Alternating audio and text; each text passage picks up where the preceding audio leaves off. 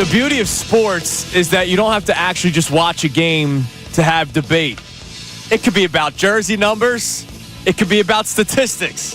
This is why I love sports. This is why I love the job that I have. It's Kincade Salciunas here on 97.5 The Fanatic. This is Kincade and Salciunas. I hated the Sir Anthony Dominguez trade last year. I hate that they did not bring back either one of Hoffman or Estevez. And now I'm sitting here going, yeah, we were right about all three. And that guy was not. And that's bad. It's bad that we were right about all three. Now, do I think he can still make this Phillies team great? I think Tatum Brown. I think so. Kincade and Salciunas. John Kincade, Andrew Salciunas. 97.5 The Fanatic and 97.5thefanatic.com. And a good Tuesday morning, Philadelphia. I'm Andrew Salciunas alongside my man John Kincade. Johnny, happy Tuesday morning. It was a hell of a ride to work, and if you're heading out of your house or you have not hit the roads yet, everybody but Andrew had a treacherous drive to work today. Yeah, us Jersey guys, we're spoiled. The Schuylkill was terrible coming down from King of Prussia towards the city. The Blue Route was terrible heading towards the city, as Gunner's coming in. Route 1 was terrible, so please be really careful. No, I'm from farm country, man. Rain is a good thing. There is John. a lot of water on the roads. There is a lot of pooling of water on the roads. Be really careful out there. It was a treacherous ride. Maybe you should fix your roads here in this great state of Pennsylvania. It was not fun. I guess it's the roundabouts. People rip the roundabouts. At least my roads are good. They must do that. 76 is nonsense. Oh my gosh. All right, so you heard during the little teaser there, the sports are beautiful, right? Because they are. You and I could debate a decision made by a GM or be in agreement with the decision made by a GM, whether we like it or not. We can debate a coaching decision. Sure. We can debate lineups. We can debate so many things about the game itself or the way a team is built. But there's also other branches to the trees of sports, right? I like this. Branches to the tree. Yeah, sports is an oak, right? Nice thick base. There's so much to get into. So you like when them it comes thick. to the world of you sports. like them thick. Hell yeah, what man. You're saying. 3 C's. Let's go. But there's so many other things that a sports conversation can branch off into. And so yesterday, after the show, we always record a mini promo that you hear running throughout the rest of the day. During the Mike Missanelli show, the afternoon show, at night. And it's just sort of a teaser of what we're going to get into the next day. And sometimes it changes if major news hits, which we will get into the NHL draft lottery coming up in a little bit. But I want to start off here because the Phillies are about to begin a 3-game series with the Tampa Bay Rays. And if you're wondering why that is relevant, they're playing at George M. Steinbrenner Field. Some of our fan base, some of our listenership have been in this stadium. It's literally right there on Dale Mabry, right near the Buccaneers Stadium. Yep. Right in the middle of town. Not far from Baycare Ballpark, which is the Phillies spring training field. Long way from there. You think so? Oh, yeah, long way from there. It's right in downtown Tampa. It's in Tampa. It's right near the stadium. Yeah, Baycare's 15 minutes from the airport. Yeah, but it's the opposite way from the stadium. Whatever. It's nowhere near. It's flying to the same damn spot. No, it's nowhere near the stadium. It's where if you've been to the Buccaneers Stadium, it's right near the Buccaneers Stadium. Okay. It's in Tampa. It's not in Clearwater. It's in Tampa where they play. 20 minutes. You're in. It's on Dale Mabry. It's 20-minute drive. It's where the stadium is. It's where the Buccaneers Stadium. Well, there are a lot of people that have done the let's go see the Phillies at Baycare, and then they play the Yankees, so we'll drive the 20 whole extra minutes to the stadium, George M. Steinbrenner Field. And then they go to Mons Venus. Yes. Then they hit that too, which is a big part of the trip. So the Phillies are about to play there. And the reason why that matters is because that is a minor league ballpark. It is a single-A ballpark, probably, because the Phillies Baycare is for the Clearwater Threshers, which is their single-A ball club, right? So you're not going to be watching the next 3 days in some beautiful ballpark. Now, let's face it, it's not like the Rays Stadium was all that beautiful to begin with because they had the giant bubble over top where sometimes fly balls would hit the bubble and the ball's still in play, right? No, it's a dump. It was an absolute dump. And unfortunately, obviously, the stadium got destroyed because of the hurricanes this past fall. So the Phillies are about to play in this stadium where the ball is flying, right? Oh, you said yesterday they have had to take depending on the weather. There have been games where they've had to take over-unders off the board. Right. And if you Because remember, they've been worried about just don't set the number because we don't know what it's going to be. there are games where, I mean, this ballpark, you could just see ball could just fly out of there. Right. It's crazy. Now, we've seen this before where over-unders have been taken off the books. Remember, who were the two teams that played in, like, Mexico? And remember the ball? It was like the scores were in the teens. Well, both also, of though, them. when the Yankees and the Yankees and the Mets played in London? Or where they played in that little bandbox and the games were like, or was the Yankees and Cubs? It was like 16-15. Well, and then the Williamsport where the Phillies have played there. It's like they play in some of these, yes. So this then led to a conversation that John Which is and an I offshoot, were, yes. yeah, like we were just kind of kicking some topics around, and then all of a sudden John starts talking about numbers and how much they matter to him, because if you're playing in this stadium, which the Phillies will be the next 3 days, numbers could look a little bit different. Yeah, because to me, let's work on some basic premises, because this is what always just grabbed me crazy with Connor, is that we all got to work on basic premise. We all agree. We all agree on baseball obsesses on numbers more than any other sport. Correct. Okay, so we all agree. And baseball is allowing 2 of its franchises for this year, maybe next year, 2 different franchises to play all of its games in A ballparks where the stats are completely skewed. So they're going to play 81 games in a minor league ballpark that is not up to major league standards, not up to major league proportions. It's ridiculous. So the numbers are skewed for everybody who comes in there, but for those teams, the numbers are skewed. For a sport that obsesses on it, there was a time when baseball said, no. This doesn't happen. There was a time when Shea Stadium was being built, when I guess the polo fields, was being... No, you have to play in Yankee Stadium, Mets. You got to play in a major league park. You can't play in some little league park. Right. But baseball is allowing this to happen.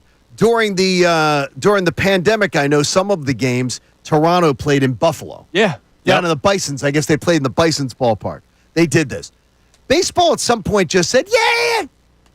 I think the Marple Little League, the old Broomall Little League field out there where I played, over there in Marple, Newtown. I mean, they could have that field. It was open. I think they considered playing games there, relocating a team there. To me, for a sport that cares about numbers more than any other, because football, the numbers are the same because the fields are the same. Everything's the same. You guys are too young.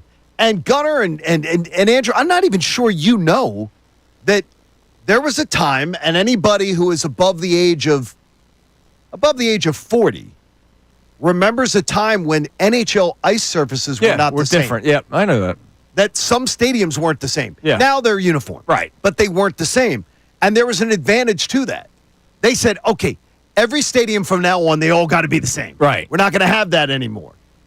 Like, to me, for a sport like baseball to allow teams to play in minor league stadiums, to me, is a joke. Because then the numbers don't matter. The numbers that you consider they're sacred. Right. They don't matter. Because guys are going to be able to pad stats on numbers that don't matter. Now, you know what I find fascinating? Okay. And I didn't look this up till just now. Okay, give it to I me. was curious to see like how many runs have been scored inside the 2 ballparks that you mentioned, George M. Steinbrenner Field, which is Right. where the Rays are playing this season, and I don't know the name of the stadium, but the Sacramento Stadium where the A's are playing. Baseball Savant and Fantasy Pros are the first 2 websites that come up when I said runs per game per stadium. They're not counting them. Yeah, they're not.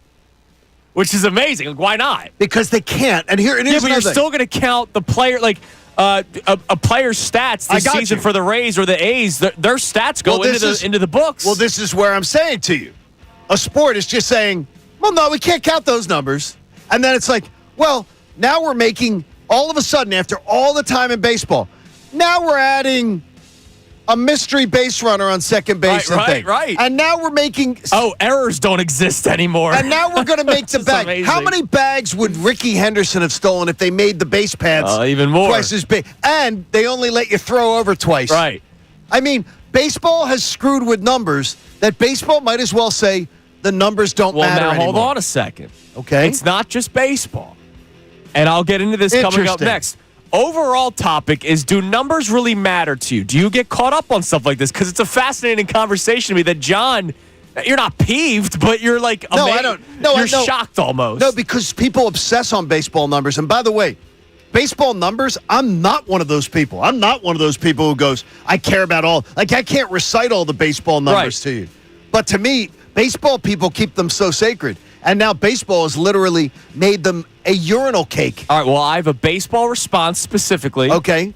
And also how it's not just baseball. I can't wait to hear And it. it's something that we just talked about a lot not that long ago. Can't wait to hear it. It's Kincade and Salciunas here on 97.5 The Fanatic.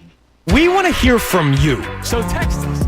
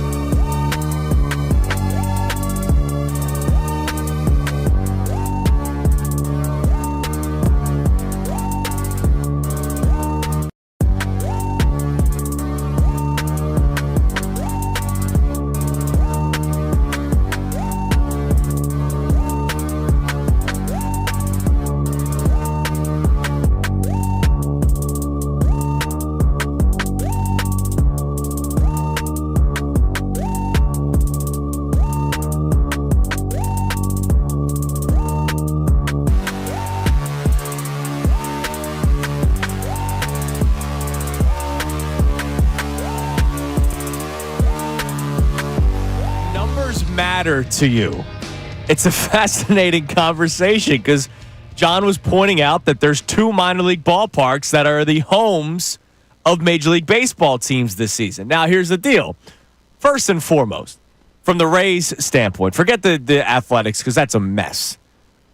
There wasn't really anything else they could have done unless they worked on the roof right away. But if you remember, they were trying to build the new stadium, and then the owner decided, I don't want to do that anymore because he's a cheapskate, and that's why the Rays are never relevant unless they have great talent coming up from the minor league system, and then they sell everybody away because that's what the Rays do. So it's not like you could have really done anything differently with the Rays unless you put the schedule makers to the test and they had to split the field with like Miami. Correct. Or something like that, and that would have been a mess. But anyways. And the hard part was the working of the schedule. Right. That was the hard part. Yeah, that would have been the schedule mess. was already in the books before the storm hit. Right, so it would have been an absolute mess. Now, what does George M. Steinbrenner Field look like compared to Yankee Stadium? Because I heard people compare about Yankee Stadium, the dimensions of the field itself, not the stadium, the size. Well, it's small. It's just small. It's a small stadium. It's a bandbox. And plus, you can have. But here you go. This is where I'm going to get to with baseball. Right? It's the beauty of baseball. Even if you had the exact same dimensions all the way around, every single field, right? Ball flies further in Colorado, doesn't it? Yeah. Florida Heat. If we're talking about numbers, and I get it. I get what you're saying in terms of these, cupcake stadiums, these little baby stadiums. They are similar dimensions. It's not like they're 225 like a Little League field. But ball does fly in certain areas more. Not as compacted as a stadium. It's much more open air. I wonder if that plays a factor, kind of like Cincinnati's, right? So the ball flies in Cincinnati. The ball flies. Whereas the ball doesn't fly in Arizona, right? So because you're in a mall. So numbers you're are in a Costco. But so this is nothing different. That a stadium may impact, but it's not. If you want to talk about history of baseball, right? It is, though. You said that baseball forever cared about numbers so much until maybe recently. There used to be a stadium where left field was 279 feet away and dead center was 483. I'm talking about the Polo Grounds. Absolutely. The numbers were clearly impacted by the dimensions of that field. Who's hitting 500 feet to center field? But they didn't play entire seasons in a single A ballpark. There's a difference. There's a difference between having a stadium quirk, which baseball embraced, and by the way, every stadium could do it. Absolutely. Every stadium could build its Green Monster or that stupid hill they put in center field in Houston back in the day. And then they did it again when they built the new Houston Stadium for whatever reason until people were breaking their ankles. It didn't make any sense. Like they've got little quirks for a stadium is one thing. For a team to play half its games in an A ballpark is ridiculous. But here's the thing. You know what's funny? Shout out to the Tampa Bay Rays fan club. I just found this on online. I didn't even know they had one, so I got to be honest. All 10 of them. Do you know that George M. Steinbrenner Field is bigger than Tropicana? What do you mean bigger? Left field, the corner, Tropicana was 315 to left, Steinbrenner 318. Left center 370, Steinbrenner 399. Center field 404 to 408. Yeah, because 370 385, and then the only thing that was shorter is the right corner. They did this if you watched it when they were showing it on the first game of the year where they were talking about playing this. The ball though flying compared to the Trop. Right, absolutely. The ball flying because you're out in the open air. And then when you add the Florida Heat, the ball flying too. It's just, but same with Colorado. Then you have to start taking everybody's Colorado stats into account. No, because it's a major league stadium. Like you could get into a whole East Coast, West Coast thing here with the weather being nice. No, because if you did an A-ball stadium, it's not an A-ball stadium in Colorado. It's a major league stadium. 330's 330. Yeah, why are you getting hung up on the A-ball stadium when the dimensions are the same? Right. It depends on there is so many things as far as there's the air getting into the stadium is different. It is the airflow in a stadium which changes everything about airflow of the ball. Right, and I agree with you, but the same thing goes with Cincinnati. Same thing goes with Coors Field. That's why it's different. Like Pittsburgh doesn't have It's not the same because Coors Field doesn't have the same airflow. But then you can it's a major league stadium. With Pittsburgh being on a river, with San Francisco being on a river, there's more wind. Because like there's all sorts of stuff are that built impacts different. it. Because the stadiums are bigger. They have a different airflow. That's the difference. That's the whole thing is they show with the amount of exposure. Then why do we talk about Coors Field being the ballpark where the ball flies all the time? There is a lighter. They got to put the ball in the humidor out there. Right. Because it is. But it's still, so they have to impact the baseball just for the stadium. But it's not an A-ball stadium where you don't have as much structure around it, which helps the airflow of the ball. Now, I ran out of time. It's not just baseball. It isn't.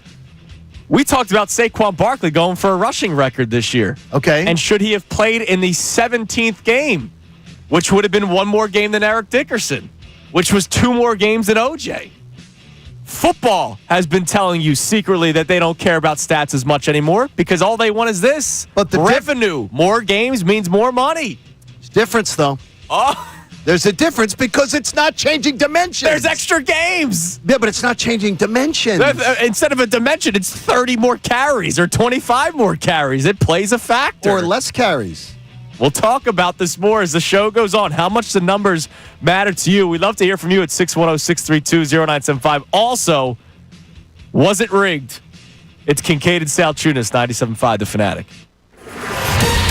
Fanatic Sports Update. The Phillies begin a 6-game road trip. I'm Brendan Gunn with your Fanatic Sports Update. After a day off yesterday, the Phillies are headed down to Florida to begin a 6-game road trip against the Tampa Bay Rays tonight. Zach Wheeler's going to be on the mound for the Phillies tonight as he looks to pick up his 3rd win of the season. First pitch is tonight at 7:05. The worst-case scenario came to fruition last night for the Flyers. They walked away with the lowest pick possible for them in the NHL Draft Lottery, the 6th overall selection. And to add insult to injury, despite leading all rookies in goals, it was announced last night that Flyers rookie Matt Michkov is not a finalist for the Calder Trophy. Unfortunate. And even though we're still several months away from the Eagles taking the field in 2025, when you do, you're going to see some Eagles in some New Jersey uniforms. Jahan Dotson is switching over to number 2. Keeler Ringo switching over to number 7. This update was brought to you by Mercedes-Benz. That feeling of owning your first Mercedes-Benz is hard to believe, but it's real. From the leather stitching to the iconic design, every element of a Mercedes lives up to its reputation. See for yourself at your local dealer. I'm Brendan Gunn on the home of the truest championship, 97.5 The Fanatic and 97.5thefanatic.com. Fanatic Weekend with Andrew DiCecco.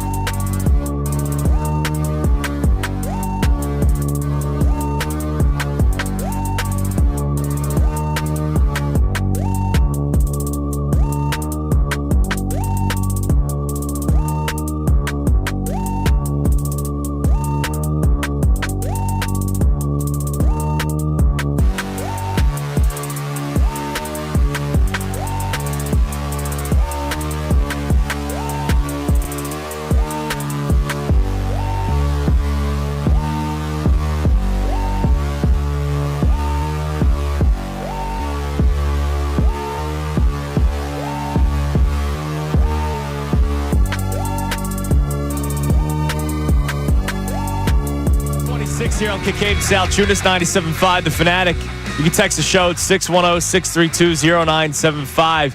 How much do numbers in sports matter to you?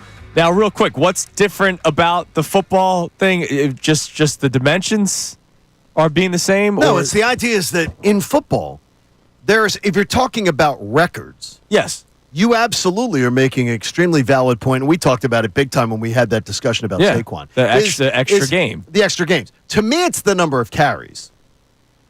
Like, to me, it's carries. Okay. That matters. So it's like, how many carries did it take you to get the record?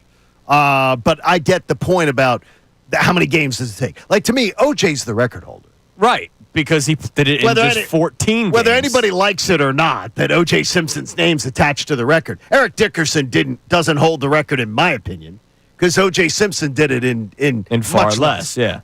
But nobody's comfortable with that. So they just decide to rewrite history in their heads. No, see, I think it's a generational thing. Like, I was never taught it was O.J. Simpson. I just always saw it was Eric Dickerson. And then we have this conversation this year, right, and then you start hearing about the O.J. Well, thing. the thing is to me, it's which I'm sure there was a record holder with 12 games. I don't know. Well, whatever. I don't know who it was before. It might. I don't. Otto Graham. I don't know who the hell it was. I don't know who it was. So I mean, I'm just throwing out a number. But what I'm saying, Otto Kemp. So what I'm saying to you is though is that in football there was something that's just a number of games thing. Baseball is literally manipulating numbers. Baseball's changing the game. Like, do you know? You guys are seam heads. Hell yeah, man. Okay, tell me about the save. What do you mean? Tell you about the save? The 3 runs, like the limitation of it. Yeah. Well, they changed it at some point to make it 3 runs. Did you know that? No, it's always been 3 runs in my lifetime. Yeah. When did it change? Yeah, they changed it. It wasn't 3 runs. The save rule got changed. The save statistic got changed to be protecting a 3-run lead. That is the most bogus piece of poop stat. Have you seen the Phillies bullpen? It is we might love that. It is the most bogus piece of poop stat ever to me is a save in baseball. You're telling me you got a clean inning, you give a pitcher, and say, as long as your ERA is less than 4.5 for the inning, you've done a good job. They adjusted the save statistic to make it 3 runs. Well, hold on a second. I'm on Major League Baseball's website. It used to not matter what the score was. So you could have had it. No. So this is more difficult. If anything, I know 3 is still 3, but it used to be back in the 50s and 60s. Again, baseball's been around for forever. And they've been keeping stats for forever. But it was discretionary. It used to be, no, if you were up 9 and you got the final outs, you got the save. But it was discretionary, though. Was it not? Reed. Well, they didn't really start taking saves into account until 1969. And it was discretionary, though. I don't see that on here. See, because they used to give it a discretionary thing, as I'm reading here. Okay. That it was That's even worse. No, because they didn't give you a save if it was. That one was a save. They didn't give you a save if you came in and you got 5 saves. If you got 5 outs in a 9-run lead, they didn't give you a save. If you came in and you got 3 outs, to get 3 outs in the 9th inning when you're up 4-1. That is not an accomplishment. Now look, there's different. It is the most. To me, it is baseball's most useless stat. But there's different rules to it. To your point, if you come into the game and get the last 9 outs, you get a save. No question. Regardless of score, that you get a save. If you go into the game in the 8th inning, Rivera used to do this a lot with the Yankees. If Mariano Rivera would go into the game in the 8th inning, it's a 3. Is there a 3 runs or less. Does it have to be a runner on? I don't know. I don't remember the math. All I know is if the lead was 3 or less and he entered the game in the 8th inning, and then if the Yankees tacked on a run in the top of the 9th to make it a 4-run game, it didn't matter. He still got the save because he entered the game with the 3-run lead. A clean 9th inning with a 3-run lead is the most useless stat I have ever heard in baseball. Like, to me, it's useless. But now baseball said this. Now baseball said, we don't care about the stolen base. Then why have people been arguing for a traditional closer then for years in Rob Thompson's era? Oh, if the save isn't more important than the rest. The save stat doesn't matter because it's a useless stat. It's still, you want a good closer to close out games, but the save stat, if you can't hold a 3-run lead and get 3 outs, that's not a big accomplishment. It's not. If you said Zach Wheeler, it's the first inning. At what other inning in the game would we say Aaron Nola takes to the mound? It's not built the same. It's not built the same. There's a difference between going in the 9th and the 8th and the 7th.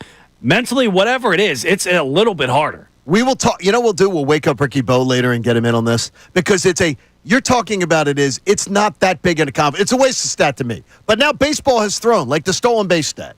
Baseball has said we have 140 years of baseball stats of stolen bases.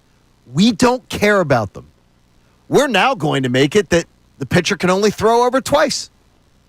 I'm telling you, there would have been the stolen base stats of yesteryear would have gone up 20, 30% because under those circumstances. No, we're also going to make it even. We're going to make the bag bigger. Right. That would have added another 5-10% to stolen bases. Well, some of the decisions were also to speed up the game and all that. No, but speeding up the game, I'm all for. Yeah, which the two throwovers was to help speed up the game. And that to me is, again, baseball has literally said record book be damned. Record book be damned. I love the speeding up. And it goes back to the revenue because they want more people to watch, which means more money, just like the NFL. Let's add an extra game, and it might change the way season stats go, and we will still highlight that person as the all-time single-season rushing record or passing record. It doesn't affect the game. It's different. It doesn't affect the game. Football didn't say to get more eyeballs, we have to affect the game. Yeah, I mean, that's what baseball did when they're taking away errors and they're adding more hits and they're adding more RBIs. It looks like a better offense. I respect our man Ricky Bo because he'll literally say it. I'm so tired of these baseball scores, especially when they come in and go, that's an error. Oh, yeah, it's horrible. Trey Turner committed an error there, and they're not calling it an error. They're scoring that a hit. That's a joke. That's they literally now, or for the Phillies' favor, they'll call it hits. Baseball has literally said, our history of the game be damned. We're so thirsty to try to get people to pay attention to our sport. We're going to throw the record book out the window. All right, hold the thought. We'll continue this. And I want to hear from people at how much numbers matter to you at 610-632-0975. I wonder where people fall on this I'm curious. But that's not the only thing we got to talk about this morning, Johnny. Was the NHL draft lottery rigged? Yes. It was. It was fixed. Explain to the people your tinfoil cap theory. Okay, last night, you saw it. If you watched the 6 o'clock Sports Center, the New York Islanders had the 2026, so next season's NHL All-Star game taken from them, which, by the way, was expected to generate millions of dollars in revenue for the franchise, over $10 million for the surrounding area, anywhere from $10 to $14 million for the revenue for the area, hotels, restaurants. Yep. So millions for the franchise, millions for the area, and they had it taken away from them because the NHL decided to scrap the All-Star game next year and do some sort of an international event because of the success of this which, year's by the way, international. I'm in favor of. I'm all in favor. NBA should do the same thing. So they literally told them less than a year out, by the way, I know you're supposed to be having an All-Star game in New York. You're not having one. We're taking it from you 9 months from now. Cancel that event.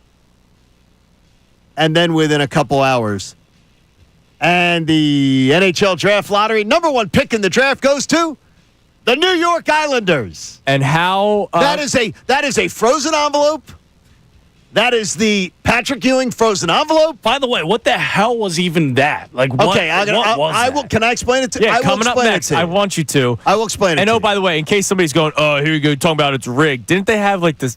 One of the least amount percentage chances of getting the number one? They had one of the least amount chances. No, not the least amount. But one of. Oh, no, one of, yes. Like, they had far less of a chance than many teams to get the number one overall pick. And so it is interesting, the tinfoil cap theory. That's amazing. We'll talk more about the NHL draft lottery because I think a lot of people, hand raised, were confused. I was. I think I wasted 30 minutes of my life yesterday, not going to lie. Sorry, Coop, I was ignoring you during bedtime to watch this stupid thing. But it is what it is. It's what they do. We'll talk more about it. Also, we'll get your text messages on today's topics at 610-632-0975. It is Kincade and Salciunas on this Tuesday morning, 97.5 The Fanatic. Mike Missanelli. What is it about Trey Turner?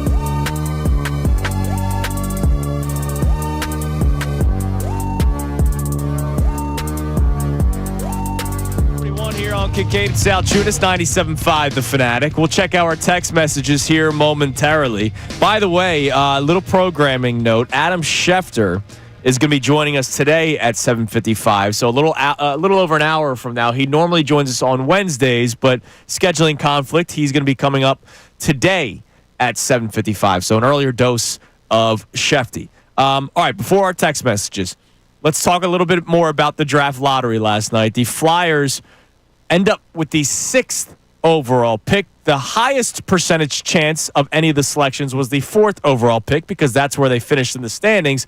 But we had the hope that they could climb up to 3, to 2, maybe even 1. Yeah, they had 9.5 to go to 1, 9.5 to go to 2. Yes. Very rarely, it was a .03 chance to go to 3.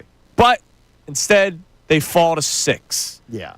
And so a little disappointing, and that doesn't mean that there's no chance of them getting a good player. It's just disappointing when there's all the hype and you're looking at ping pong balls bounce around.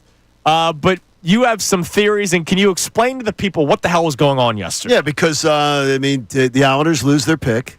The Islanders lose the All-Star game. Yesterday, it's announced. And then within an hour and a half, the Islanders win the NHL draft lottery. And whether you think that's legitimate or not, I do not. I do not believe in coincidences like that. I do not believe in that. And to tell you where that comes from, the frozen envelope theory, because you may have heard that before. The NBA instituted a lottery the year that Patrick Ewing was coming out of Georgetown. They came up with this idea to come up with a draft lottery the year Patrick Ewing's leaving Georgetown. And he ended up in the top market in the world? Isn't it amazing? But here's how it happened is they gave every single team a white envelope and stuck it in a tumbler and put them in the tumbler. Yeah. And they put it in and somebody spun the tumbler around. It's like you're at the bingo and then for the grandmas and grandpas out there. And then David Stern reached in, took out an envelope, handed it to the girl, and the girl would then put it up at number 8. And then they spun it around, then took the envelope, put it up at number 7, number 6, turn it, and he'd reach in and take an envelope. And then number 1, shockingly, the New York Knicks, the biggest market, ends up with the biggest star that had come out of college in forever, Patrick Ewing. And afterwards, it was like, wow, that couldn't have been fixed. And then it was like, well, yeah, it could have been if the envelope was put in a freezer for 48 hours ahead of that. And then whispers came out that if the envelope's put in a freezer, nobody can see that it looks any different than the other envelopes. They were bright white. Listen, bright white. Just make it happen next Monday. Get Cooper Flag here. For the Well, no, that would be Freeze great. that envelope. Now, I know that our own Dylan McTrollan loves this idea, and I hope Dylan gets on this idea. Okay. For the Sixers. I hope he finds a way, because Dylan is a bit devious. Yes, he is. So I'm hoping Dylan can work with this. He's planning your demise. And can do this, and I'm hoping that Dylan can find a way to hopefully fix the draft lottery.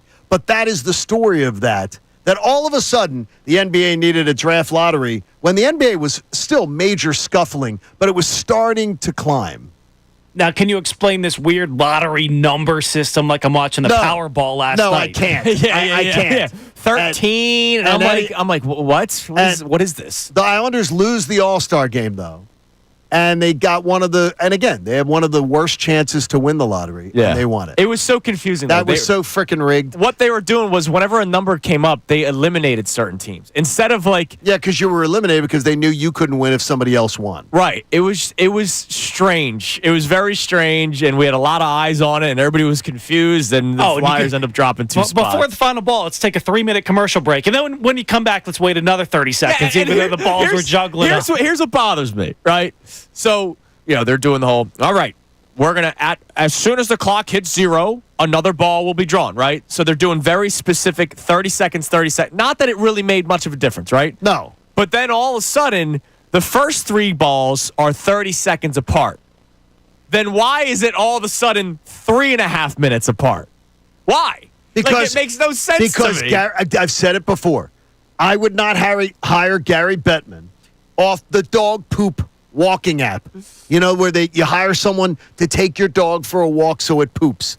I would not hire Gary Bettman to do that. This is a man who took a sport that used to be on ABC and ESPN and was so much more popular. It was on ESPN countrywide. last night. It was but it was so much more popular countrywide.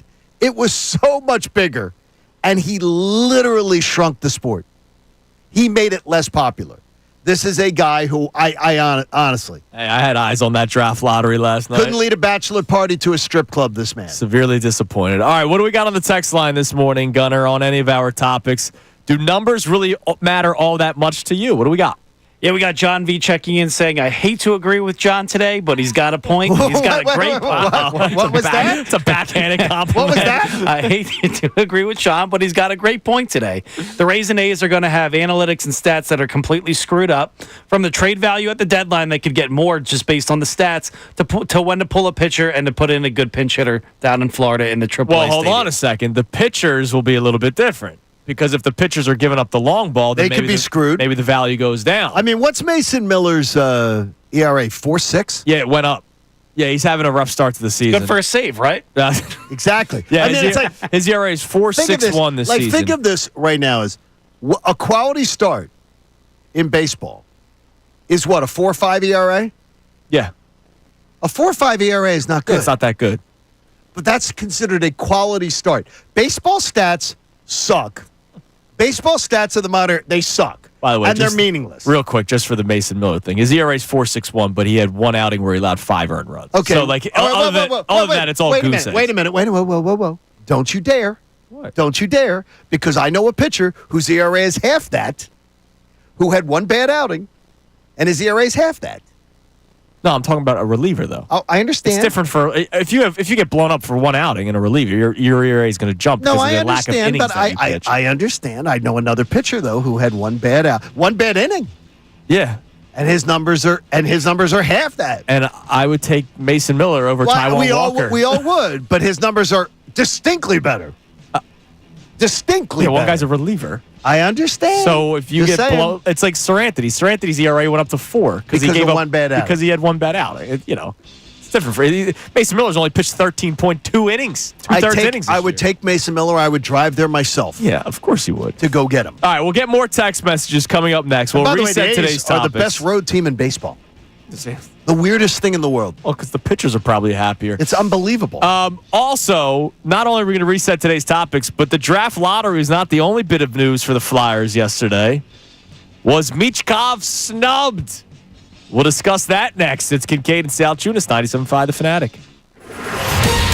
Fanatic Sports Update. The Phils hit the road. I'm Brendan Gunn with your Fanatic Sports Update. After a day off yesterday, the Phils are now headed down to Florida to begin a 6-game road trip tonight against the Tampa Bay Rays. Zach Wheeler is going to be on the mound for the Phils tonight as he looks to pick up his 3rd win of the season. First pitch is tonight at 7:05. The worst-case scenario came to fruition last night for the Flyers. They walked away with the lowest pick they possibly could last night in the NHL draft lottery, the 6th overall pick. And to add insult to injury, despite leading all rookies in goals, it was announced last night that Flyers rookie Matvei Michkov is not a finalist for the Calder Trophy. Unfortunate. And even though we're still several months away from the Eagles taking the field in 2025, when they do, you're going to see some Eagles and some New Jersey numbers. Jahan Dotson has switched over to number 2, and Keely Ringo is now set to wear number 7 in 2025. This update was brought to you by Bet365. Whatever the moment, it's never ordinary at Bet365. Download the app today. I'm Brendan Gunn on the home of the Truist Championship, 97.5 The Fanatic and 97.5thefanatic.com. Vacation, business.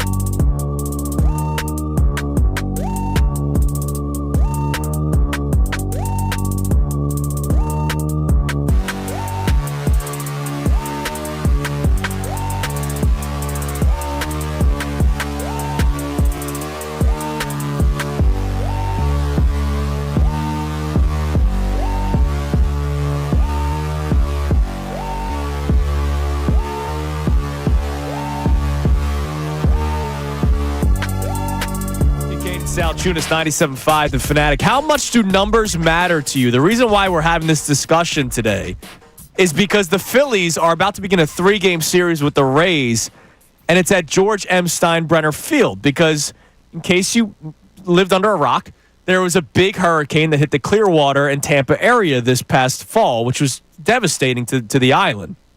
And, they're still working on things. When I was at Clearwater, one of my favorite breakfast spots that I wanted to take Christy to and Cooper to, I couldn't. It was still closed, unfortunately. But Tropicana Field got destroyed. And there was talks of them trying to fix it. And then they said, you know what, we're going to build a new stadium, so we're not going to fix it. So we're going to play at George M. Steinbrenner Field. Then they decided they don't want to build a new stadium because the owner's cheap. But regardless, they're still playing at a single A ballpark. And if you go to some of the websites that have the runs per stadium, they are not listing the Rays and they are not listing the A's, who are playing also in a minor league ballpark because they're getting their new stadium built in Vegas, so they're playing in Sacramento this year. They can't count. Have you gone and seen these stadiums online? I mean, and gone and watched the highlights and everything? No, it looks like they're playing in. Well, like you said, the prime example is the COVID season when they're playing the Buffalo. Toronto played in Buffalo. Correct, because of the restrictions with Canada. So that's kind of what it looks like, but now it's going to look that way for more games because it's not a 60-game season. It's 162 games, so it's going to be 81 games at those ballparks. But it then goes to an overall conversation about baseball numbers because even though this ballpark is not a major league ballpark, every ballpark has its own advantages or there's differences. Like we mentioned, the Colorado Air, they have to manipulate the baseballs just for that ballpark, which that changes the game itself. The banning of substances has changed the sport. I mean, we have guys that juiced up. We have guys that use spider tack. We have guys that use corked bats. We have guys that George Brett had too much pine tar on his bat and the home run got taken away. Baseball has always had weird, beautiful, I love the game so much, intricacies of the sport. Yeah, but that's not an intricacy. Change. That was cheating. Right. That was cheating. That's not an intricacy of the sport. That's and you know what? So now this is fascinating. Yesterday, you and I were talking about the kid for the Angels, who it was horrible. I don't know if you saw this, Gunner. Matt Olson hits a fly ball to left field. Kid for the Reds. Sorry, Reds. And they have a young prospect who's playing left field last night, and he went to make a sliding catch along the wall, and his arm was extended into the wall. He broke his forearm, and it flopped. It was unbelievable. It looked like Nick Chubb's leg. It was horrible. Not I know what you're saying. Right, to try to paint that picture, a very gruesome picture, but it was his forearm.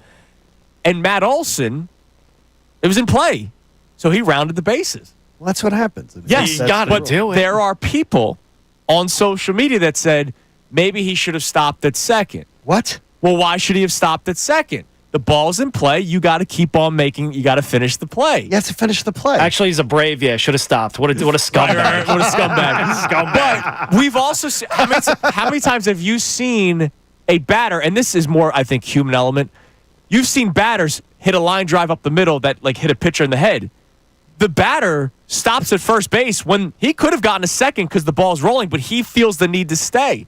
So baseball, it's crazy. Guys don't finish the play sometimes because of whether you want to call it sportsmanship or human feel. I don't know. But how much do numbers matter to you? Let's get a text message here before we tell you also about the Flyers, who dropped 2 spots in the draft lottery last night.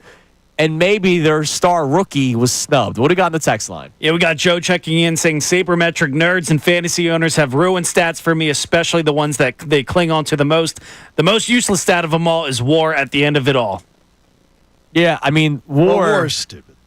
It's a stupid stat. I saw this the other day on social media, and I've been fighting the good fight against WAR my entire life. What is it good for? Absolutely nothing. Say it again. This guy, months ago, it was after we started, was just grilling me on Twitter because I said that Ryan Howard was more of an integral part to the team than Chase Utley when the team was winning the World Series. That's a fact. Right? That is a fact. But WAR would not tell you that. Well, that's stupid. That's just stupid. That means you didn't watch the game. So then I said, hold on. Because, again, it's not just about stats. It's about fearing the hitter, right? Like, that is a legitimate. You take a 60 home run hitter out of that lineup. Nobody who has ever worked in baseball would say No, but there's Why do you think sabermetric. Chase Utley got so many pitches to hit? Right. My God. They're sabermetric nerds, right? And somebody posted the war of Ryan Howard versus a former Philly, Nick Punto. Nick Punto's career war was like 10 times higher than Ryan Howard's. So why does that stat matter? Why should anybody, he's got a war of blah, blah, blah, blah. I don't care. Don't care. If Nick Punto has a higher career war than Ryan Howard, you mean to tell me he was a better baseball player? Don't care about war. Just don't care about it. Yeah, It's that one's got to stupid. go. And again, baseball executives laugh at some of these numbers. Absolutely. What's they it good do. for? Exactly. Absolutely nothing. You're Play it listening to again. 97.5, The Fanatic, WPEN, WPN, HD1, Burlington, Philadelphia, Beasley Media Group Station, broadcasting live from the Comcast Business Studio, powering possibilities. The fix was in last night. Oh, it was in. Not necessarily with the Flyers dropping 2 spots, but the Islanders climbing. Was it 10? Yeah, they were 10th overall. They were 10th. So they climbed from 10 to 1 because of the ping pong balls mysteriously going their way. Now, you realize this, too. It said, and I appreciate DJ saying to me, are your classmates, he calls you guys classmates. Hello. Are your classmates, That John guy's a nerd. are your classmates, Spitball 'em. are your classmates too young to remember the Pennsylvania lottery? When I say Pennsylvania lottery, does that mean anything to you? Like Gus ball the ground. scratching. Yeah, Gus the groundhog. But do you- I got a do- buddy who looks like Do him. you guys know the Pennsylvania lottery was fixed? Well, many lotteries have been fixed. No, and I do you know the that. Pennsylvania lottery was fixed? Do you know the scandal? I don't know the scandal Okay. specifically to PA, but I know lotteries have been fixed numerous times. The Pennsylvania lottery was fixed one night where they literally had an inside job. Somebody who was on the inside, stole the lottery balls after hours, took the lottery balls out. They had replaced the lottery balls with new lottery balls, and they painted them all, but just took the 6 numbers and they painted the 666. They painted all the other numbers with a heavier paint and left the 666s with the regular light paint. So that way they would fly to Yeah. the top of the thing. In the air things, they would be lighter, so they would fly to the top. So they knew what night they were going to switch out the balls. Somebody was on the inside, did it. They heavily bet 666, and they fixed the Pennsylvania lottery. And it ended up being, there was such betting activity on 666, it ended up being investigated and ended up getting busted. I'm sure. I know that Lisa Kudrow, I think Lisa Kudrow and John Travolta may have been in the movie that That they was off made of it. based on this. Yeah, maybe. But it was they did that and they fixed the lottery. So it is not impossible to fix anything. Right. That Yeah, they the want to NHL fix. wouldn't even have to go that far to do it. They could just tell you this is what And these by- random numbers mean, and here it goes. And by the way, this is the funniest one of all, and I very much appreciate Soph. So I'm taking it. So I'm saying that it's Sophie because it's Soph. I guess SOP. What's up, Soph? So Soph says, but John, just to be the counter to your argument, Which is always fair. the NHL hires an independent consulting firm to come in and overlook these things. And I said, Soph, with all due respect, who pays the consulting firm? Right. You got to pay. Yeah, you got to pay. 'em. And I would say, I worked in the consulting industry before I ever was in radio or in sports or in the media. And I would say there was an old joke in consulting. You know what a consultant does for a living? They say, give me your watch. You give them your watch, and they tell you what time it is. That's what a consultant does. They use your data, and they tell you what your data says. Independently, of course. But they're like, you're not independent. If you're being paid, if Beasley Media says, John, we're gonna pay you to do a study of whatever, you're gonna do a study of the afternoon show, and you're gonna be paid to do a study of the afternoon show. Tell us everything you like it, but I'm getting paid. I'm not independent of them if they go, well, your paycheck's coming from us. I would have to totally be paid by somebody else Right. to be independent. That's different. So We'll be reacting to that all day today. But also, one more quick Flyers note. Yes. They announced the finalists for the Calder Trophy finalists. This is the bigger crime. Almost a bigger crime. And it's the Rookie of the Year, in case people don't know what the Calder Trophy is. And Matvei Michkov, not a finalist for the Rookie of the Year trophy, the Calder Trophy finalist. You had Lane Hudson, Macklin Celebrini, and Dustin Wolf are your three finalists. Hudson's fantastic. So I mean, he's fantastic. Everybody is saying, even if Michkov was a finalist, he would not have won. He would not have. Hudson is going to be the clear winner. He would have won.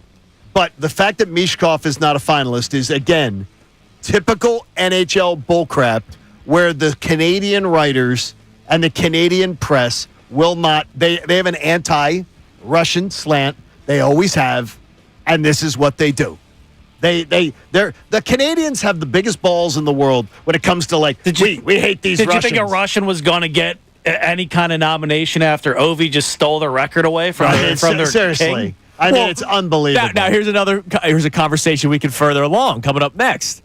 It's not just hockey in the biases. We see it in Baseball Hall of Fame. We see it in Football Hall of Fame. We've seen it now with Nick Sirianni a couple of times, not being awarded at least finalists. Oh, well, again. We'll discuss this more coming up next. It is Kincade and Salciunas here on 97.5 The Fanatic. Connor Thomas. Here's the thing with Aaron Nola.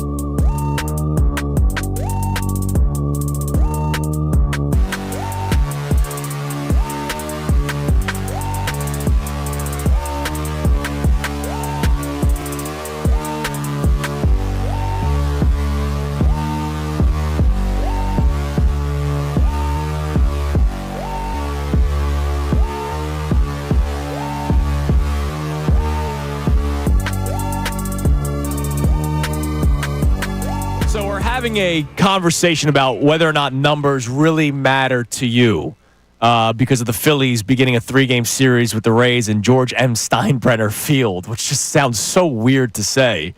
The Yankees Single-A ball club field is where the Rays are playing their home games this season, and it's really cool. I talked to a couple more people yesterday that are going down to Clearwater and hanging out for their vacation. They're doing their vacation now. I mentioned my buddy Johnny with the baby moon. I've talked to a couple other people that are going down for their vacation, and they're going to go see the Phillies, which is really cool. It is really cool too. Is that another little helpful hint? If you're going down, if you just want to go down baseball wise, this is a much more convenient place to go to get to a baseball game. Oh yeah, than absolutely. Clearwater.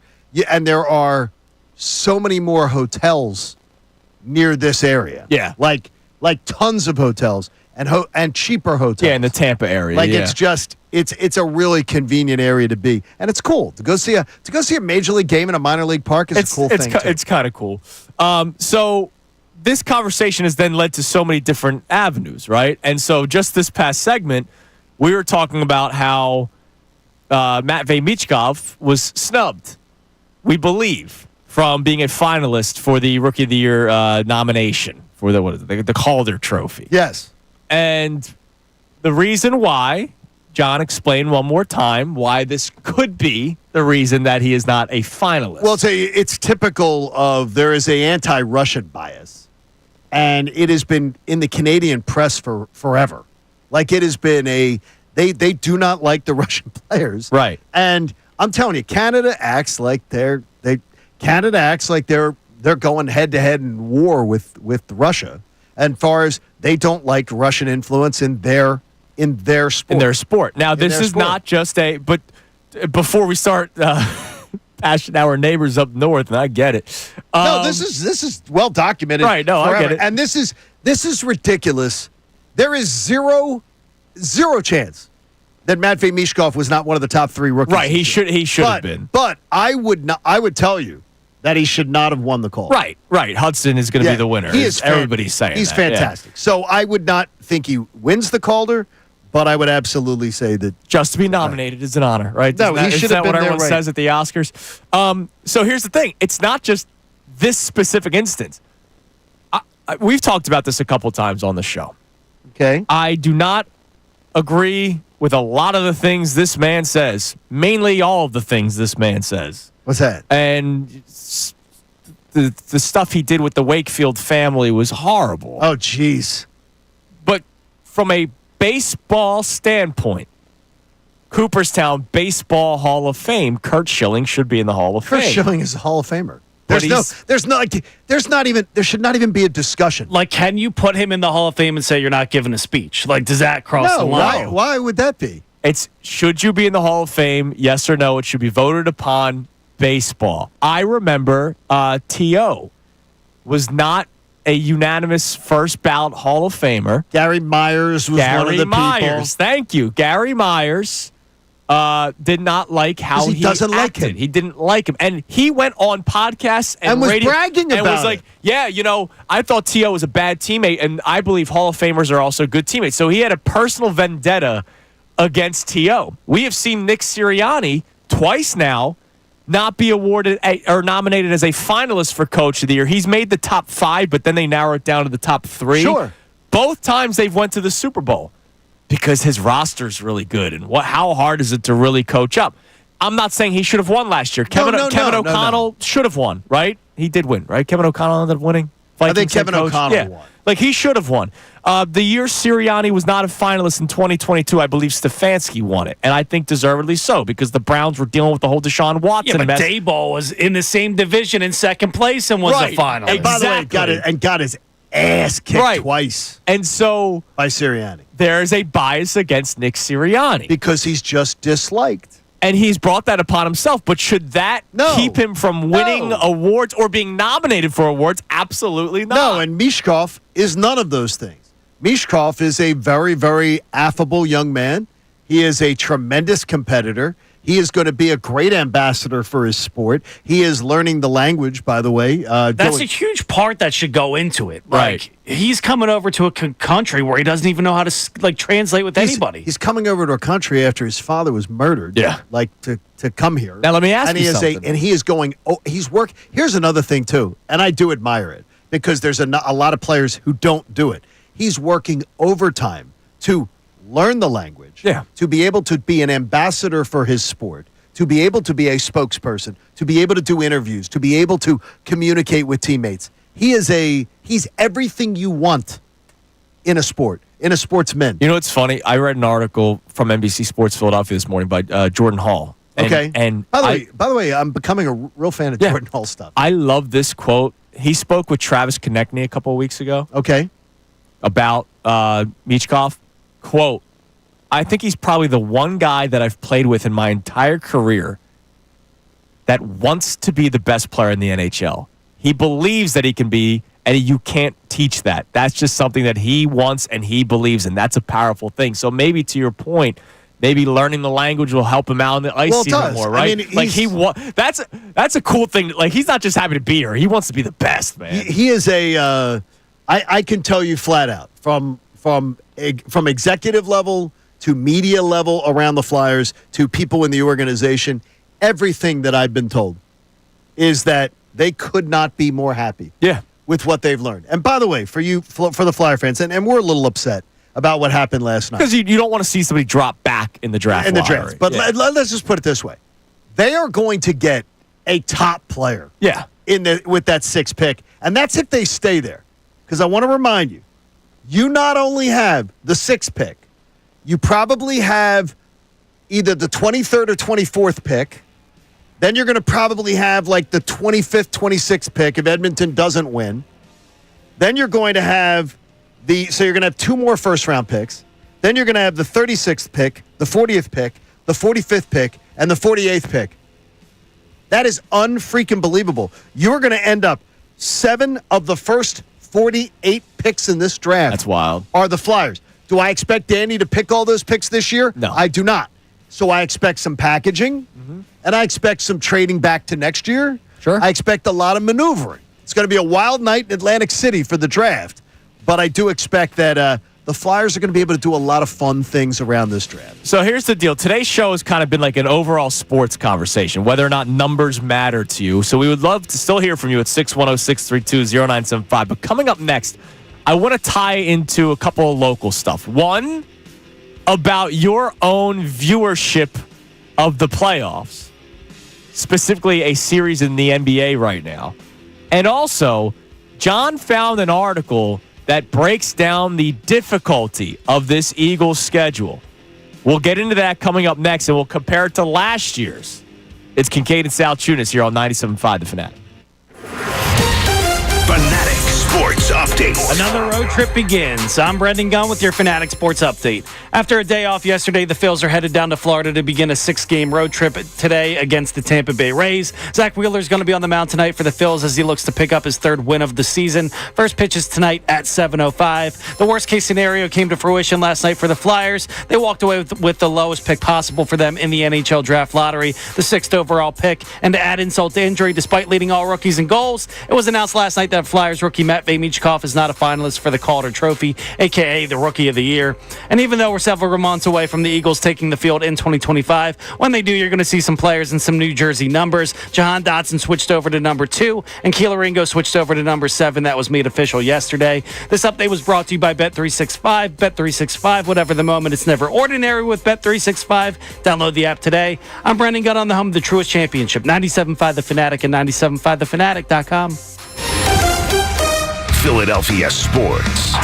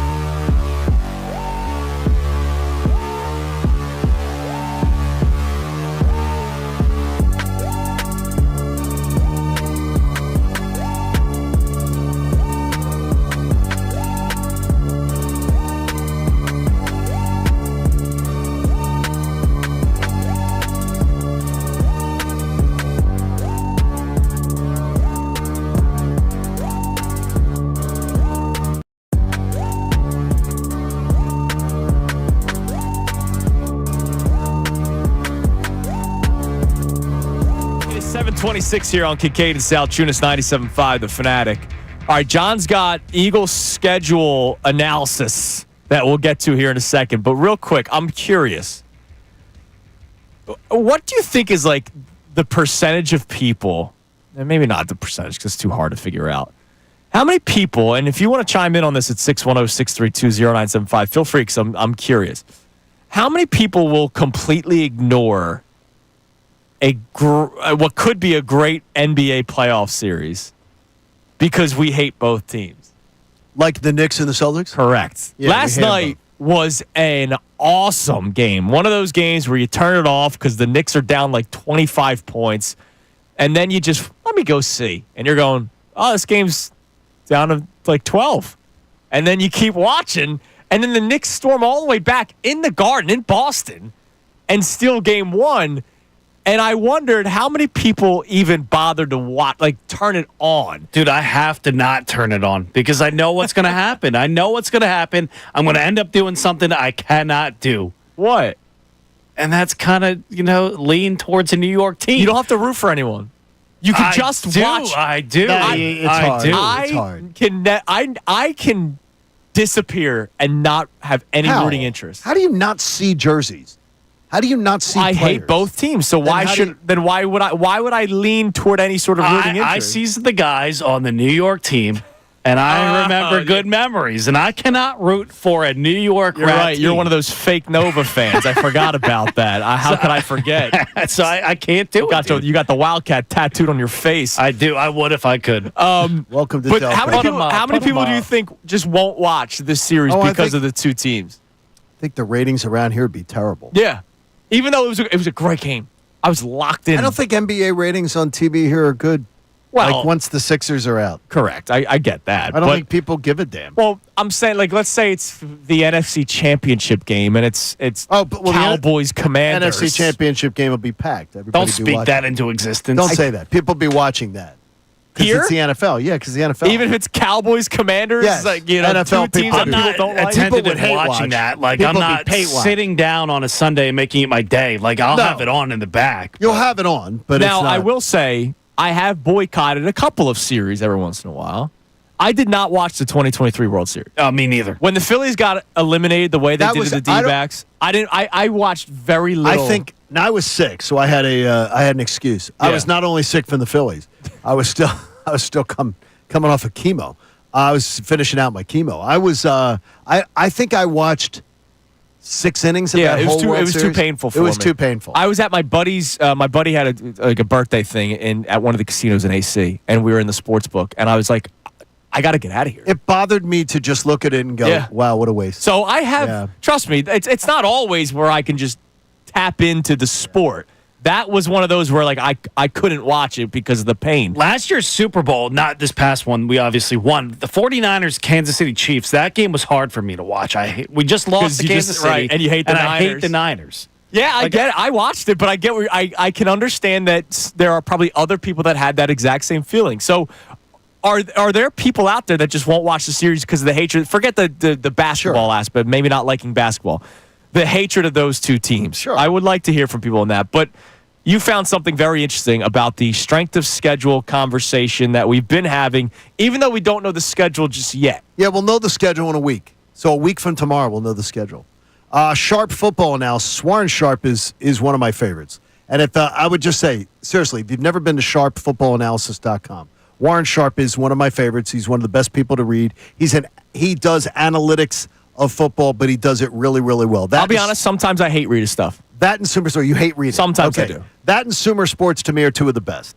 He does an analysis of the NFL schedule, and he came out with his yesterday of the 2025 NFL strength of schedule in the regular season, and he ranked the NFL schedule rank from the easiest schedule in the NFL to the hardest. Okay. And he does the analytical of it. The hardest schedule in the NFL, he says, is the New York Giants. Oh, wow, really? Yeah. A last place schedule? He says the Giants have the hardest schedule in the NFL. Yes. And the Cleveland Browns second. How about that? Imagine having a horrible season and then getting the hardest schedule. The Lions have the third hardest schedule. The Eagles have the fourth hardest schedule. Okay. Not surprised they're in the top 5. Vikings have the fifth hardest schedule. Chiefs have the 6th hardest schedule. So they're the top 6. In case you were wondering, the Eagles played 11 games against playoff teams. The Commanders obviously twice, or will be playing 11 games against playoff teams from the previous season. The Giants have the Eagles twice, so that's a big part of it. The Commanders twice, so that's a big part of it. Packers, Vikings, Chiefs, Chargers, who are all playoff teams. Lions on the road, Broncos. These are all they have a tough schedule. But what Warren does is he doesn't say, here's the teams you're playing and here's their record. Right. Because he doesn't look at that because it's a monkey could do that. A monkey could sit there and do that and go, here's who you're playing. Here's what their record was last year. Let's do what's their cumulative record. And let's do I'm sure travel distance is a big part of it. Where you play teams is weighted and things like that. How you were last year is weighted, your record and everything. So the Eagles have a brutal schedule. So I looked at that. The easiest schedules in the NFL. 49ers, number 1. That bounce back year. That's why the 10 wins is their over-under. 10.5, by as it's moved up to. Oh, okay. Patriots, Saints. Schefter said the Patriots will be his team that he believes will have a big bounce back. Patriots number went from 7 to 7.5, by the way. Okay. Gambling number. Saints, Falcons. Bills, 5th. 5th easiest. 5th easiest. Jaguars, 6th easiest. All right, Trevor so there Lawrence, you go. time to show up for once. So I looked at that and said, okay, so then I am let's look at accountability because I love Warren Sharp. Mm-hmm. So I went back and said, I know Nerd Boy's got this. I know I've got it in my notes. So I went back and said, well, what did he say last year? So let me go back and look at what he said last year. Okay. So let's look at the strength of schedule from what was said last year. Can I guess where I think the Eagles were? Yeah, tell me about it. Again, this is going into last season. This is going into last season. This is April 15th from 2024. I immediately go middle of the pack, but more so toward the easier side of the schedule. And the reason why is because I had them winning like 12 games, and we did they could potentially win 13. And this was coming off of a collapse. So with me remembering that conversation, that's why I would say more so the easier side. Okay, well, I want to ask you, too, is that last year, this is who he had. I think it's very interesting to be able to tell you is, let me tell you who he had as having easiest schedules last year. Okay. This is the schedules that he thought teams that were going to bounce back with easy schedules and hardest. Last year, easiest schedule in the NFL, the Atlanta Falcons. Okay. They didn't make the playoffs. Yeah. So it doesn't mean gospel. But they were in an easy division. Yeah. They didn't make the playoffs with the easiest schedule. Yeah, you could still be a bad team. He had the Chargers with the second easiest schedule. Made the playoffs. They did make the playoffs. He had the Bears with the third easiest schedule. Yeah, but they had a rookie quarterback and a horrible head coach. Okay. He had the Jets with the fourth easiest schedule. And if Rodgers isn't Rodgers. He had the Saints with the fifth easiest schedule. The Bears, the Jets, and the Saints all picked in the top 8 this year. But last year, that doesn't correlate. But last year he had them with the easiest schedule. But it does, though. I could have the easiest schedule and be the second worst team in the NFL. But this is what he said. This is what he said last year. The Bears were predictably terrible versus good teams, but surprisingly solid versus mediocre to poor teams. Versus playoff teams last year, so this is a year ago. This is what he was saying. The Bears were 1-6 versus playoff teams, but they were 6-4 versus non-playoff teams. Versus 500 team, better than 500 teams, they were 1-7, but versus sub 500 teams, they were 6-3. Now they get the third easiest schedule in the NFL. He was expecting a big bounce back, big bounce back because they had an easy schedule. Didn't happen. Okay, but in terms of the schedule, who has the easiest, who has the hardest, that doesn't correlate to whether or not you're. Yeah, but he thought it would. Right, he thought it would. He thought it would. Where were the Eagles? He thought it was it. I'll save it for it because we're running on the thing. He thought Cincinnati was going to go crazy. Cincinnati had a really easy schedule. And they had the worst ranked defense in the NFL. And Cincinnati didn't. He thought they were going to have a really easy schedule. He thought the Chargers were going to go nuts. He thought the Jets were going to go nuts. Yeah. And then, I'll tell you who he didn't think. That's why you can't base everything off of analytics, which is why I hate Rita's stuff. And there you're going to go. Because you can't base everything off of numbers. And that's where we're going to go. All right. We'll discuss more of that coming up next. Also, busy 8 o'clock hour. All right. So we have some stuff that we got to get into before our guests come up. There was sneaky, not so great news for the Eagles yesterday. Oh, I like that. We'll tell you what next. It's Kincade and Salciunas, 97.5 The Fanatic. Philadelphia Union Soccer. Plays it one time out.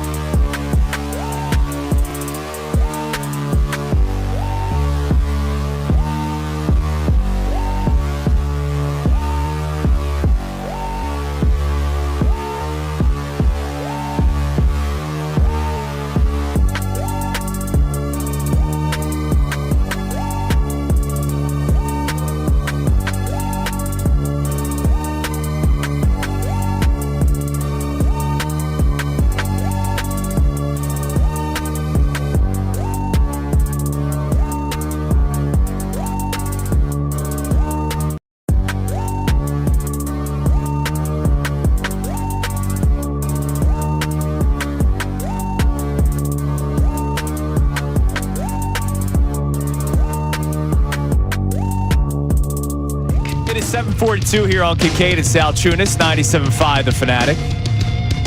So, where were the Eagles last year in terms of their strength of schedule going into the season? Again, and respectfully, I don't have any hatred toward Warren Sharp. I just hate read his stuff sometimes because he is such an analytic guy that, yeah, sure, the Bears had an easy schedule going into last season. Let's just ignore the fact that they have a rookie quarterback and no offensive line. What it pointed to, though, is the idea that they were a team that they were really bad. The year before, they were really good against bad teams, and they were really bad against good teams. And then they took a huge step back. Yeah, but then again, like the Commanders were on that schedule last year for the Bears. That was supposedly an easy schedule because the Commanders sucked the year before that. They were a 12-win team in reality. The Commanders, though, were a team that like Cincinnati last year. Cincinnati was a team that they had played the NFL's toughest schedule the year before. Yeah. Last year, they were playing one of the easy schedules. Yeah. Cincinnati was supposed to take a huge step forward. Well, Joe Burrow and Jamar Chase did.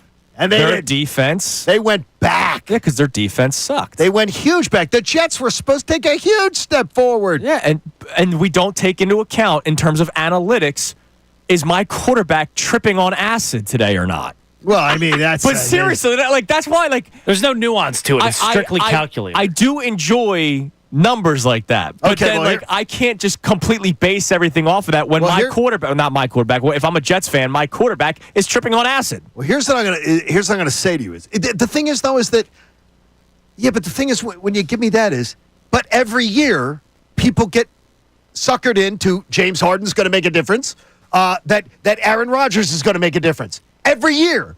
I hear it. And it's the same. I hear the same. It has nothing to do with strength of schedule. No, but strength of schedule has some sort of algorithm that tells you is your schedule going to be easier or not. Yeah, but what's the algorithm for when there's a last to first pretty much every single year? That tells you that schedule is going to be easy. But meanwhile, you're playing a first place team. So what I'm saying to you is that this has been very much.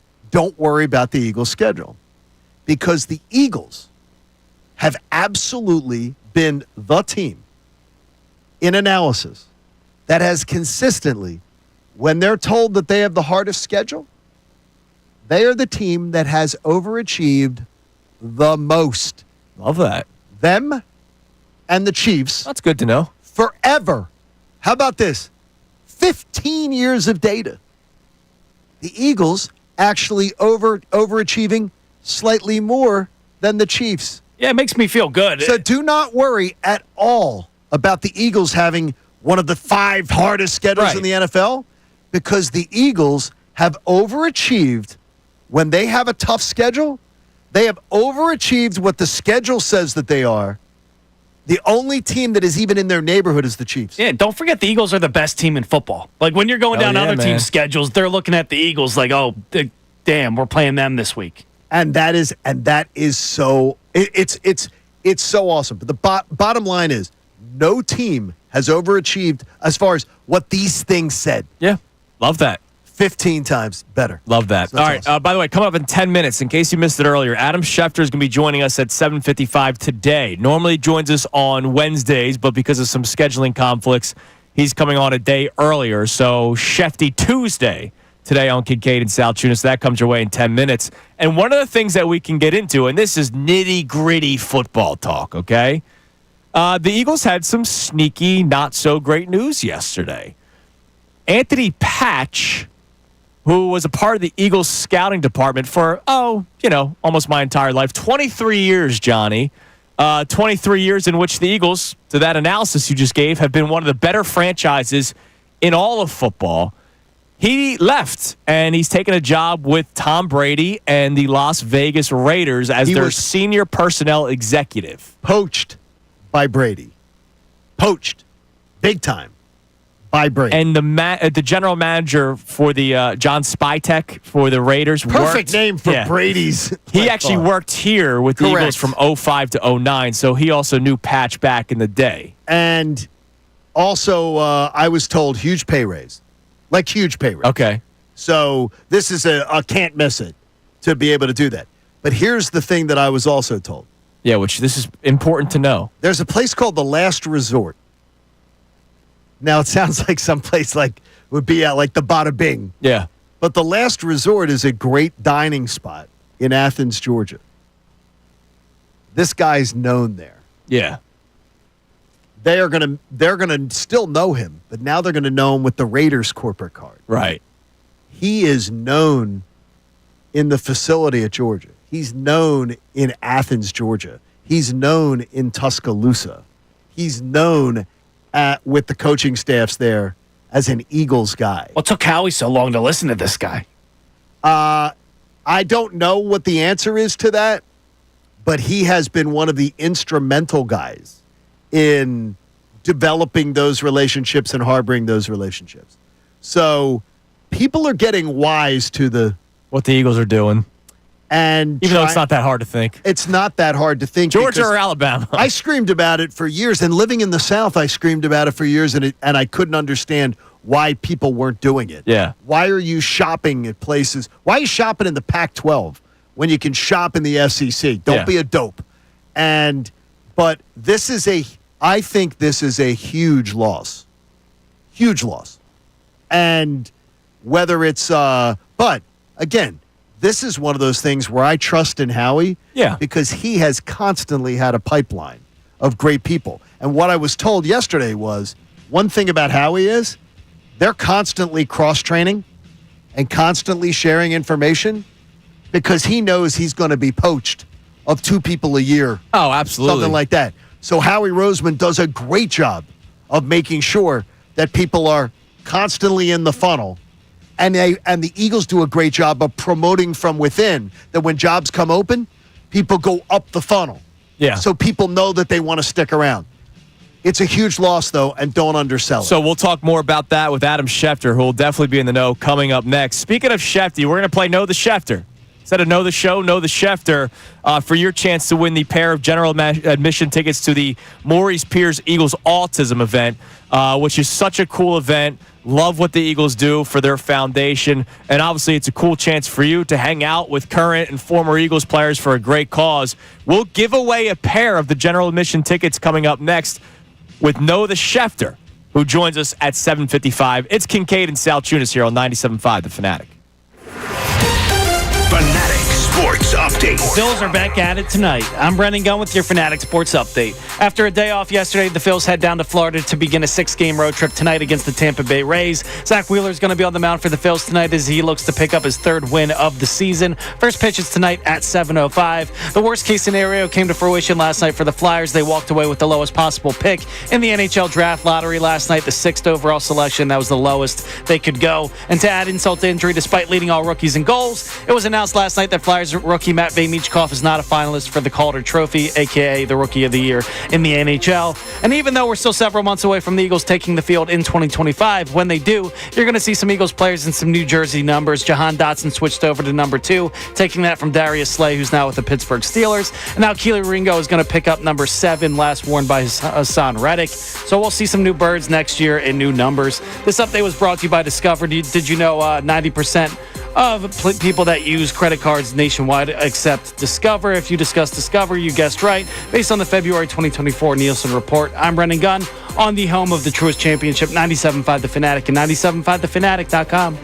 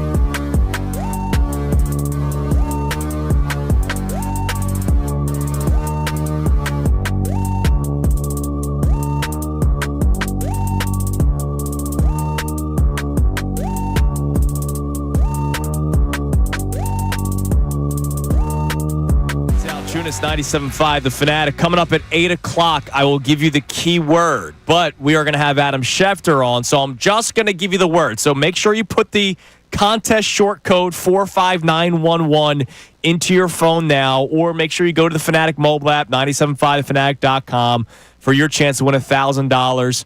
It's all presented to us by our friends at Live Casino and Hotel Philadelphia, voted best casino in PA by Casino Player Magazine. I'll give you the word coming up at 8 o'clock as you're listening to 97.5 The Fanatic, WPEN HD1 Burlington, Philadelphia, a Beasley Media Group station broadcasting live from the Comcast Business Studio, powering possibilities. Normally at this time on Wednesdays, but he had to do it a day early. We appreciate Shefty still coming on today. He's on the Comcast Business Hotline, where every day in business is a big day. Let Comcast Business get you ready for what's next. And he's brought to us by Landis Block. Create your very own jaw-dropping backyard paradise online at landisbc.com. Sometimes I don't know how I do it. I just hit all that stuff. That you do it? I hope I make Shefty impressed every time that happens. Why don't you pat yourself on the back with both hands? Shefty, what's going on, man? Good morning. Andrew, John, good morning to you guys. Good morning, Philadelphia. So yesterday, the Eagles had some sneaky, not-so-great news. Maybe not something that the common football fan would know about. But the Eagles lost a pretty important piece to their front office. Anthony Patch, who's been with the Eagles for 23 years now, joins Tom Brady and the Las Vegas Raiders. I'm sure at some point in your career you've talked about Anthony Patch. John just talked about his connection with Athens, Georgia, and how he's a big part of that scouting department. They know him at the Last Resort in Athens. Can you talk a little bit about the impact of this sort of loss for the Birds? Well, I just think that when you have the success that Philadelphia has had, people recognize people that are making meaningful contributions. And that is the second key hire, because last week I happened to be on the phone with the Broncos, and the Raiders hired one of their top personnel people as well. And so that's two people that they're using to fortify their front office and kind of turn things around. And I think John Spytek, the Raiders general manager, knows some of these bright, young, important people in the league. He's recognized it, and he's made those hires. Doesn't help the Eagles, doesn't help the Broncos, but it certainly does help the Las Vegas Raiders. The idea of getting poached, though, you would be able to speak to this well, is Howie, I've been told, has an incredible way of always like sort of cross-training and promoting from within. So they realize they're always going to be poached. They're always going to have people exiting the organization. Well, just look at all the people that have come out of there. And I'm going to forget some people here, right? But at one point, Andrew Berry left there to go work elsewhere. Ian Cunningham, Andrew Berry became the general manager of the Browns. Ian Cunningham became the assistant GM in Chicago, and everybody across the league expects him to become a general manager. There have been interviews for Alec Hallaby, who's expected to be a general manager. They lost Brandon Brown to the New York Giants. There's yesterday's news. I mean, there's constantly people leaving who have been around that organization, watched the way it operated. I'm forgetting other people. I guarantee you guys could just think of some people off the top of my head that have gone on to greatness because they've built a model organization there, and they've trained people who have been around people who are as good in this game as they are at this job. People want a piece of that, and so they hire away from Philadelphia and have done that, and will continue to do that, by the way. You are listening to 97.5 The Fanatic, as we mentioned. It's 8 o'clock, so your keyword is spirit for your chance to win $1,000. Spirit, S-P-I-R-I-T. That's spirit. Shefty, next week we get the schedule release, which we're very excited for. A week from tomorrow. I'm so excited. I'm curious, because I'm sure you don't know everything just yet. How often do you expect to see the Eagles on the national stage this upcoming season? I'm just asking for, the people that wake up at 4 o'clock in the morning and do morning radio in Philadelphia. Should we expect a lot of nationally primetime games for the Eagles this season? I think, what is the limit, 5? No, more than that. I think it's 6 or 7, I thought. No. I think the limit a team can be on in primetime is 5. Really? Well, I got to check the sure. Chiefs. I got to check the Chiefs last year. Well, Last year It we says see 6 on 6. Google. Yeah. Yeah. well, hold on. It might be that the maximum that you could be scheduled for is 5, and then you Flexed could in. probably flex 7 with into- flexing. 7 with flexing is the limit.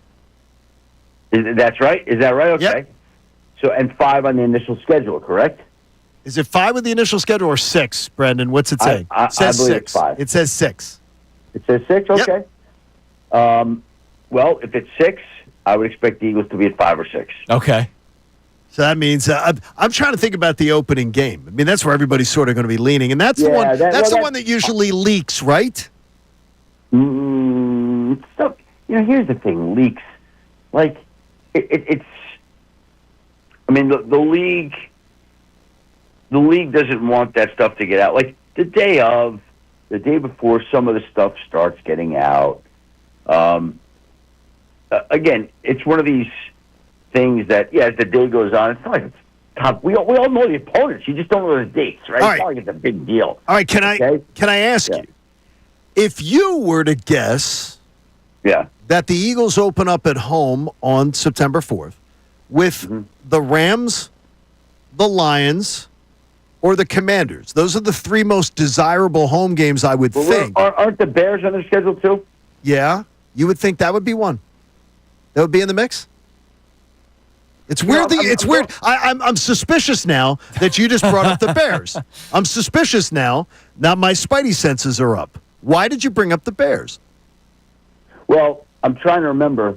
I remember being on the field with a bunch of league officials in the aftermath of the Eagles' win, Okay. and I was there, not working, but my daughter was working. She was doing the post-game production for Nickelodeon. Yeah. And so I happened to have the occasion to be talking to a few of the league officials that night. And I'm like, oh, we can start now thinking about the home opener. And I distinctly remember that night, in the immediate aftermath, for whatever that's worth, okay, before any discussions were had, that somebody brought up the Bears to me. That's why I asked if the Bears are on the schedule. That's very interesting. Do you trust that person as a reasonable Yes. person? Okay, good. Well, but again, John, I do trust that person. But again, this was before the league had a single conversation about it. That's what I'm saying to you. It doesn't mean much just because the person said it. It was just riffing, top of the mind. Yes, I could see the Bears. Okay. Okay, That's I'm not quoting you on anything. I'm just saying that's No. interesting. You can quote me. I mean, because I'm not revealing anything. I'm just telling you that was the first team that I remember coming back to me. Okay, because they Okay. do play the Rams. They play the Rams at home, and they play the Lions at home. And I would imagine that those are 2 very desirable games. And there's been a little Rams-Eagles bad blood. And the Rams have done a lot of talking, a lot of yapping about the snow and how that affected the game and how if it hadn't been for the snow, they would have been in the Super Bowl. And I heard my man Sean McVay, we think it would have been different if we had, not had that snow. So I certainly hope it's the Rams coming in here, and I hope it's 90 freaking degrees, and I hope the Eagles kick their ass. That's what I want to see. That's personal.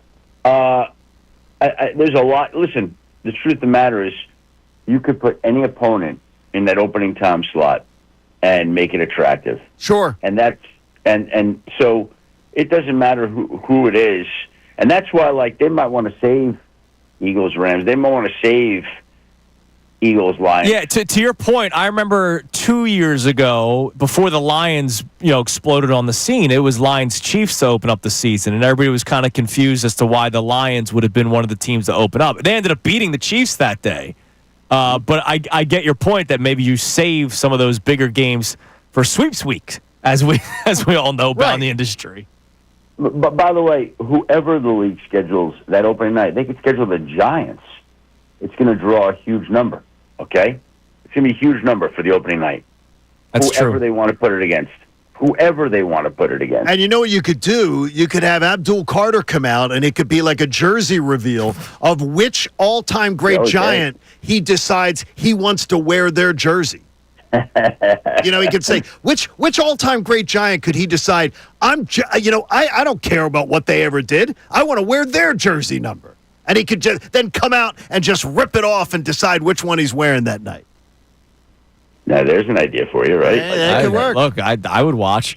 Shefty, we are also a couple weeks away. So 1 week away from the schedule release, a couple weeks away from the follow-up of the tabling of the tush push. As days have gone on, what are you thinking about the result of this vote regarding the tush push ban? When I left Palm Beach, Florida, in the league meeting, I believe that the tush push was on the way to being outlawed in the National Football League. I haven't heard or seen anything that's going to change my mind about that. I still think that will be the case, that the play will not be in existence in the 2025 season on opening night when the Eagles host whoever they're going to host. And it's, I don't know when that what is it, Minnesota? I believe, or Dallas? The Minneapolis area. Yeah. I just want to know how 8 teams, what is going to be done that 8 teams are going to change their vote between now and then? Because if they talk about not being able to advance the pile, that changes the game significantly. That goes back 20 years, because for 20 years, they've been advancing the pile. Mm-hmm. John, I guess what I would say to that would be, I remember the year where the NFL coaches, a great number of them, the majority in my sense, did not approve the new kickoff rule. And they were sent out to go play golf at the league meeting. And by the time they came off the course, the league had passed that rule. Okay? So let's not confuse the fact.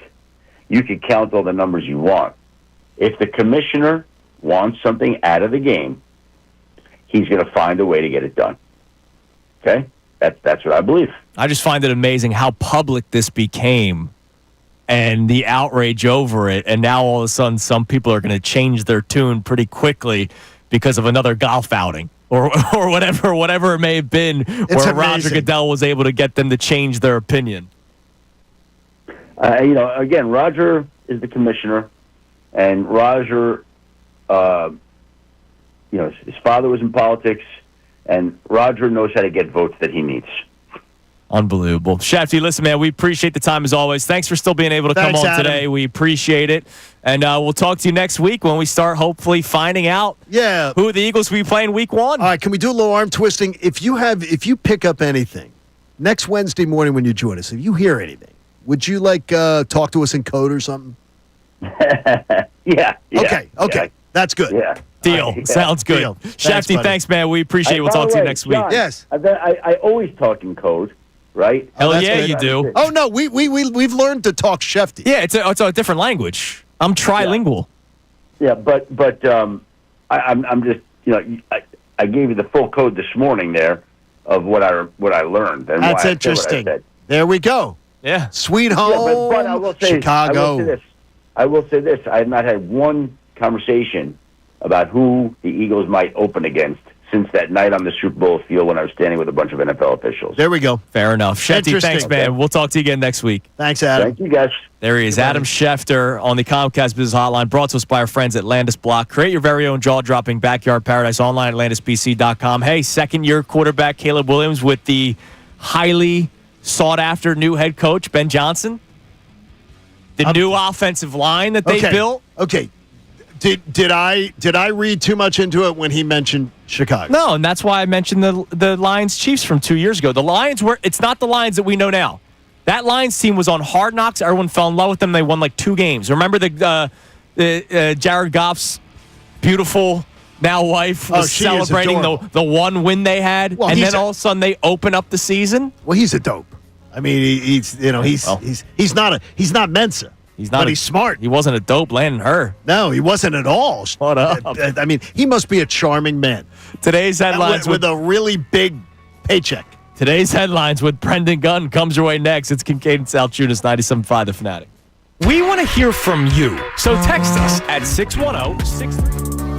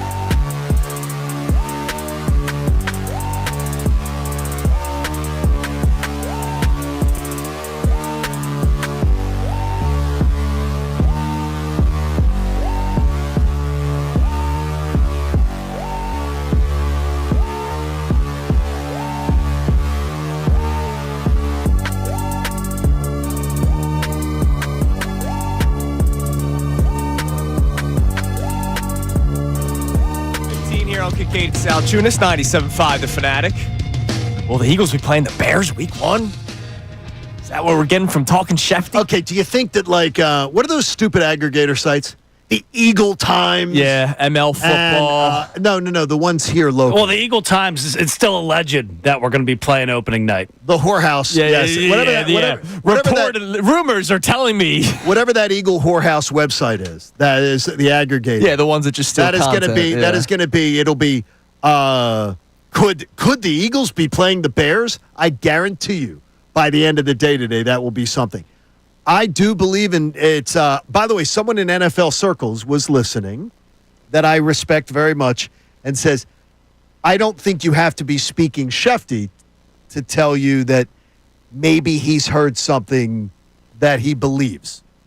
So could it be the Bears? You're sort of the belief that could be attractive. Yeah, and it's, again, the second-year quarterback, Caleb Williams, after being the number 1 overall pick. It's the new head coach in Ben Johnson that a lot of people wanted as their head coach. Caleb Williams could get together with Jared McCain. They could. They could get together, painted fingernails, do a TikTok dance together. They could. Could cross promote Sixers players for the opener. Could work. Look, it appeals to the TikTok generation. A lot of people say they won the offseason, right? Because they rebuilt that offensive line. Not that necessarily means much, but there is a lot of intrigue with the Chicago Bears. And then it is important to know that there might be some games that you don't want to lose come November. Yes. Right? The Lions, the Rams. So we'll see. And plus, to Schefter's point, it could be the Eagles versus one of the CFL teams, and people would watch. Yes, and I think that's one is that maybe, again, you talk about it, and just two, JD wants to know November sweeps. What's the talk about? Sweeps. That means it's the ratings period. There's a 3 weeks ratings period where in May, right now, you're in May sweeps. Yeah. So right now, that's where a lot of the network television shows try to have the end of the season, end of the year shows. November is the same thing. They try to have the first 3 weeks of November leading up to Thanksgiving, where they try to have the biggest shows. It's a big ratings period. Yeah. It may be the reason why if you turn on your television, you're going to see, is your drinking water contaminated? Yeah. Does your child have a third nipple? It might be from your drinking water in Delco. Tonight at 6, you'll see why the drinking water is putrid purple. We'll play the Schefter coming up next. No, but that's what it is that's what they try to do. So they're going to try to load it up at that time. All right, well, for the biggest game. Sorry, we got to keep. You know what? We'll do headlines in the next segment because I don't want to. But we only got a minute sorry about left. that. But that was too good with Schefter. Is that this person in NFL circles thinks Schefter may have let something out of the bag. Yeah. I don't believe that because I don't think that. I think Schefter would have winked more if he did. But all right. So here's what we'll do. The first caller to get this right at 610-632-0975, you'll win the pair of general admission tickets to Maurice Pierce, the Eagles Autism event. The question I have for you, we asked about the tush push, and Schefter thinks it's on its way out. What was the little fun event that the owners did together with Roger Goodell in order to change the tune about the new kickoff rule? The first person to get that right at 610-632-0975, this per Adam Schefter, would win the pair of tickets for the general admission Maurice Pierce Eagles Autism event. It's July 13th at Maurice Pierce Amusement Rides and Raging Waters Water Park. For more information on the event, you can head to www.mauricepiers.com/event. So normally on Tuesdays, Jeff McClain joins us, but we're all backwards, right? Schefter's coming on. He came on today. Tomorrow, we hope to speak with Jeff McClain. So coming up next, we'll do a little bit of a later edition of today's headlines with Brendan Gunn. We'll get back to our text messages as well. And I can't wait for this. At 8:40 this morning, 20 minutes from now, I will tell you about something I learned yesterday when it comes to history in sports that absolutely blew my mind. It's Kincade Salciunas here on 97.5 The Fanatic. Fanatic Sports Update. States. Another road trip for the Phils. I'm Brendan Gunn with your Fanatic Sports Update. After a day off yesterday, the Phils are headed down to Florida to begin a 6-game road trip against the Tampa Bay Rays tonight. Zach Wheeler's going to be on the mound for the Phils as he looks to pick up his 3rd win of the season. First pitch is tonight at 7:05. The worst-case scenario came to fruition last night for the Flyers. They walked away with the lowest pick possible for them in the NHL draft, the 6th overall selection according to the lottery. And to add insult to injury, despite leading all rookies in goals, it was announced last night that Flyers rookie Matt Michkov is not a finalist for the Calder Trophy, a.k.a. the Rookie of the Year. Unfortunate news there. Even though we're still several months away from the Eagles taking the field in 2025, when they do, you're going to see some Eagles players in some new jersey numbers. Jahan Dotson is set to wear number 2 next year, and Keely Ringo is now set to wear number 7. This update was brought to you by the Delaware County Job Fair. Hundreds of job titles, one big opportunity. Join the Delaware County Job Fair May 13th at Subaru Park. Sign up on the Crocher page at pacareerlinkdelco.org. That's pacareerlinkdelco.org. I'm Brendan Gunn on the home of the Truist Championship, 97.5 The Fanatic and 97.5thefanatic.com. Ricky Vitalico. Everybody wanted to see her.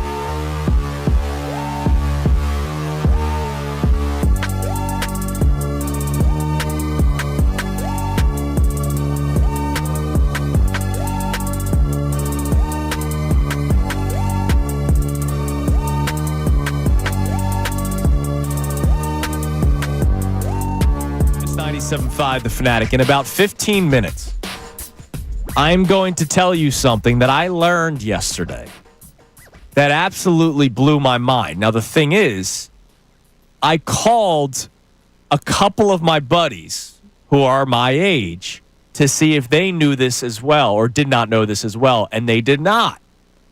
So I wonder if Brendan will have the same reaction as I did yesterday. You may have known about it. I saw this on the show sheet this morning. I've been waiting for this reveal ever since. Dude, it blew my mind.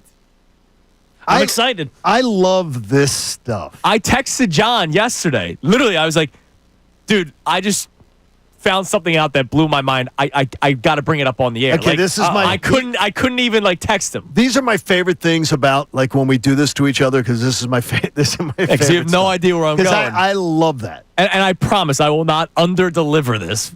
This is even better. Unless the world knows.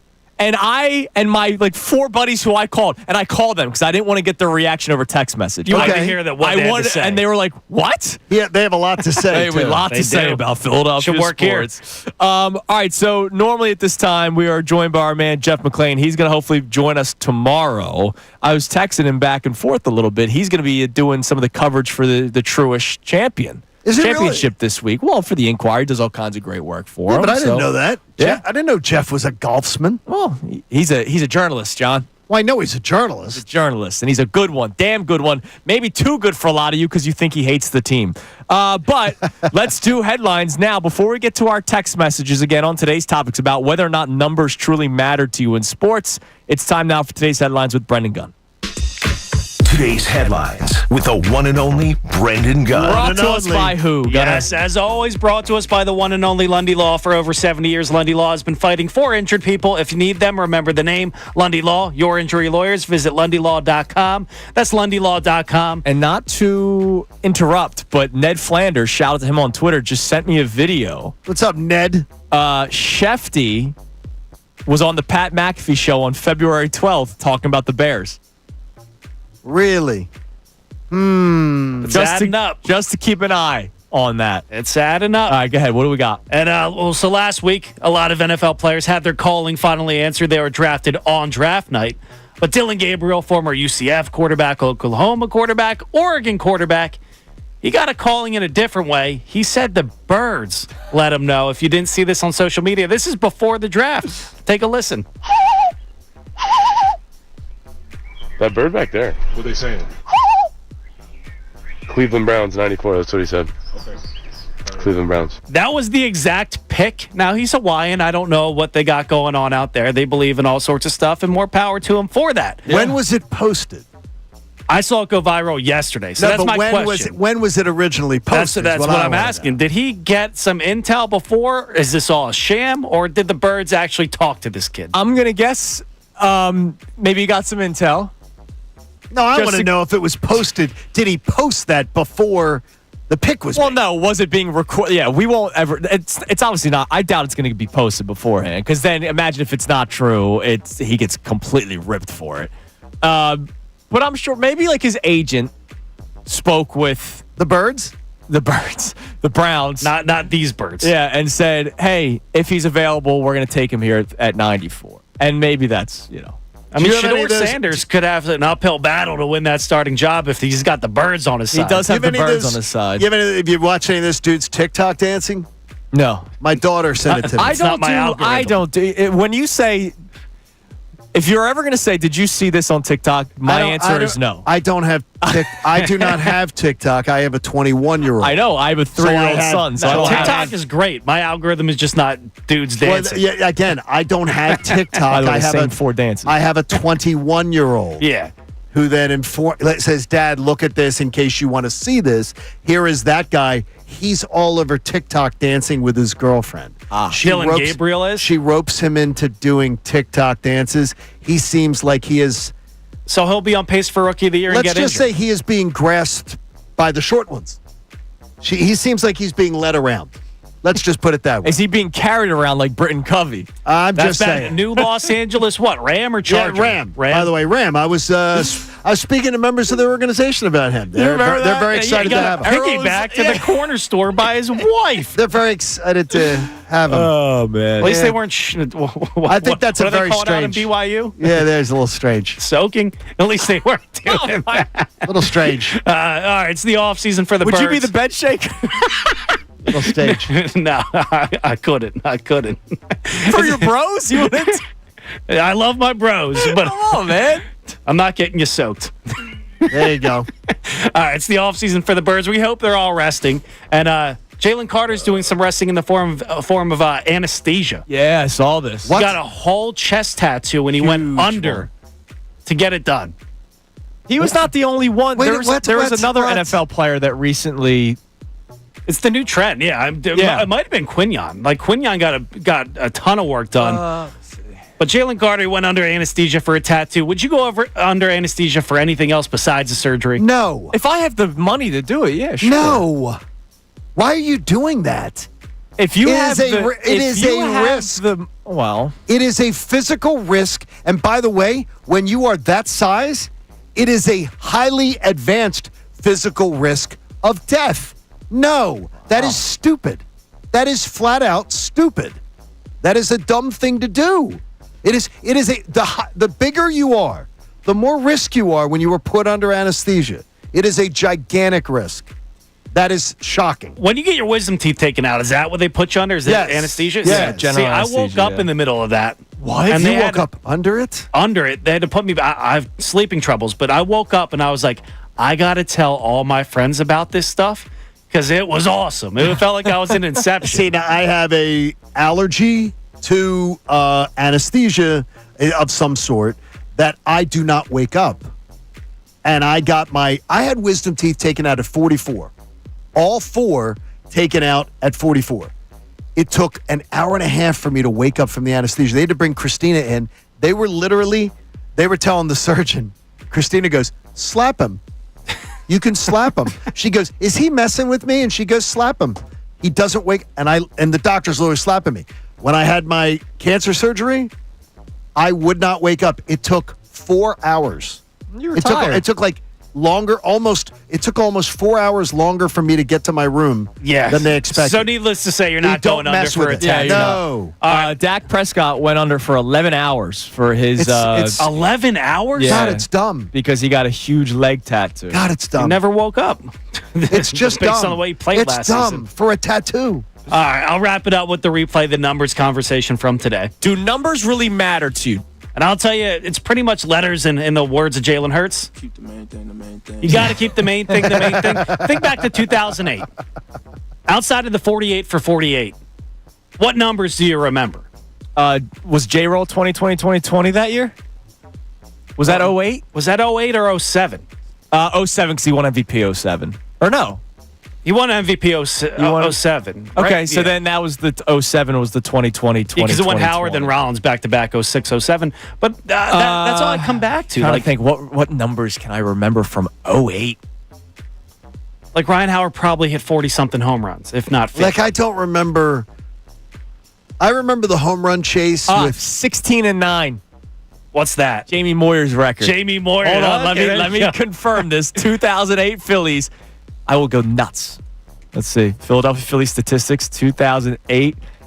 Jamie Moyer went, damn it, 16 and 7. Oh, but even close, better though. But that's my point. Like you get to the further you get removed from the winning season, you don't remember the numbers. You remember the little letters, W's and L's. Yeah, W's and L's. W's and L's. All right, Ryan Howard had 48 home runs. Who had the second most?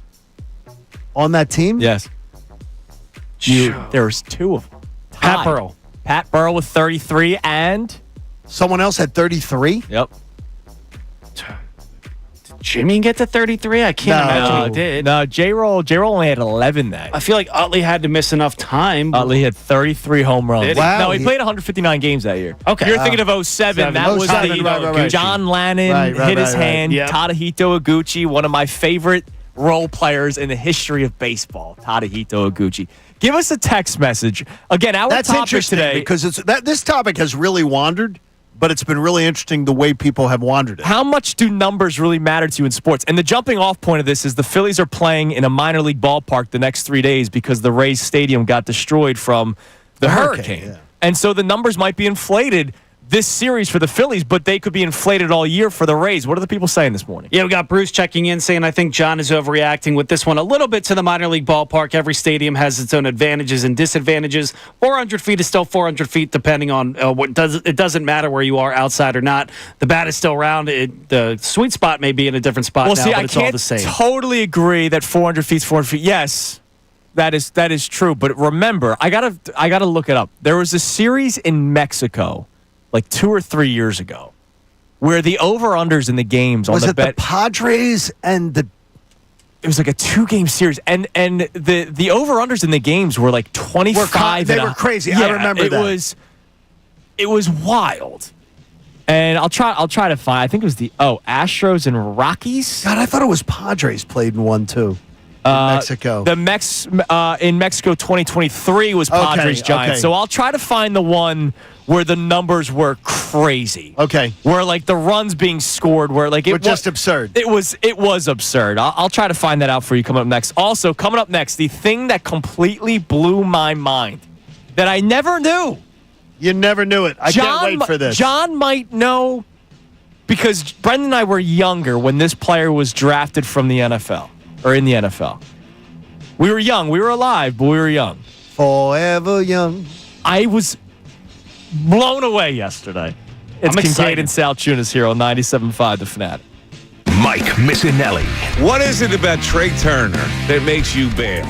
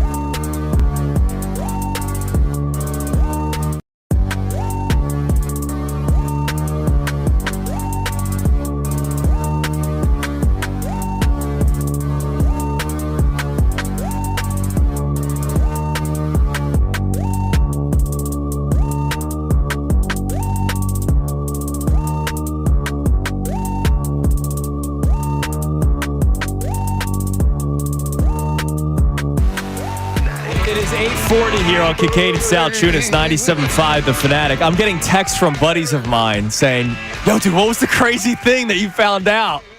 I'll tell you about it here in a minute, but check out the deal of the week. Go to 975thefanatic.com/deals, and you'll get a $50 pass to the Treehouse World in Westchester. You hung out with John Kincade. Right near my house.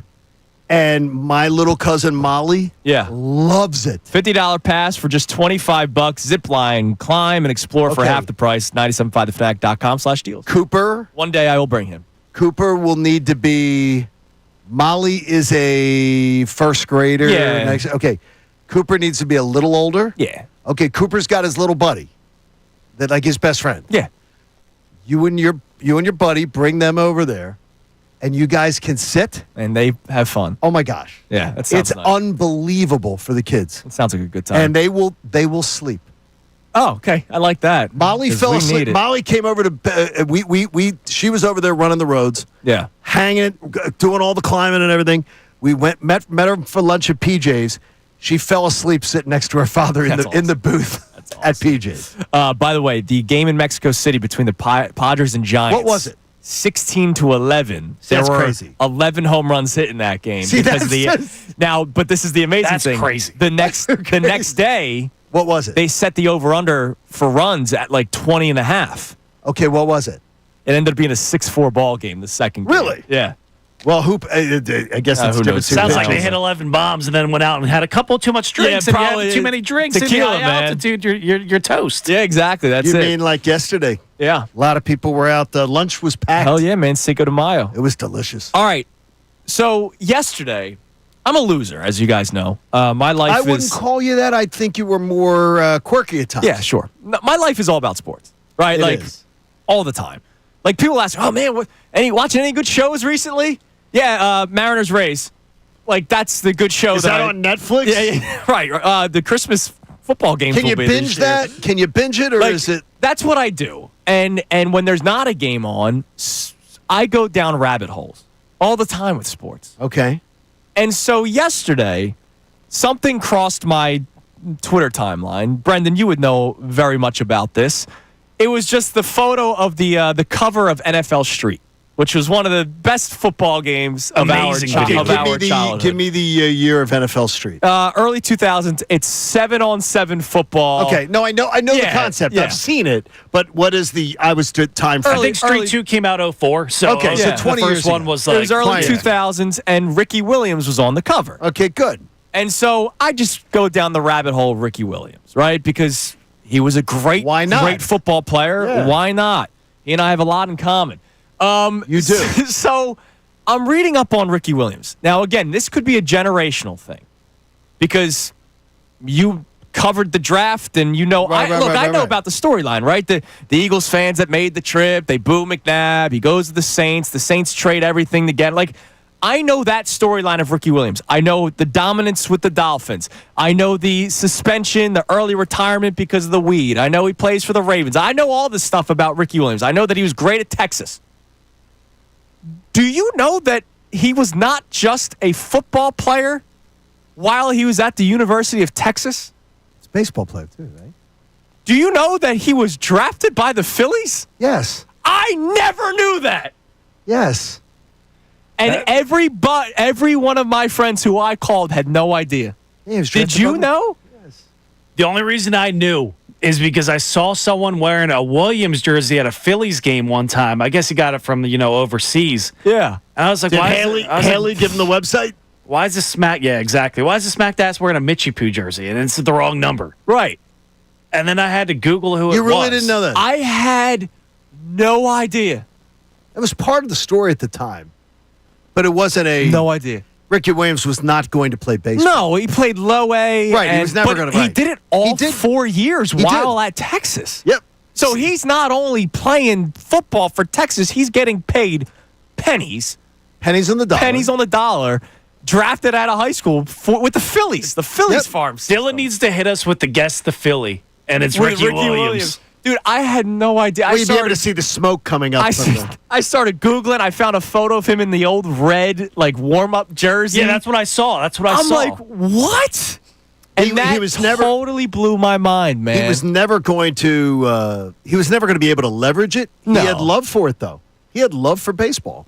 More He than had love- football. He had love. No, but he had love for baseball, but he didn't. He didn't love either sport more than he loved. But football, he was really good at. He loved his activity. But it's funny, man. Like everybody of that I called, and again, my age, right? I can't believe you didn't.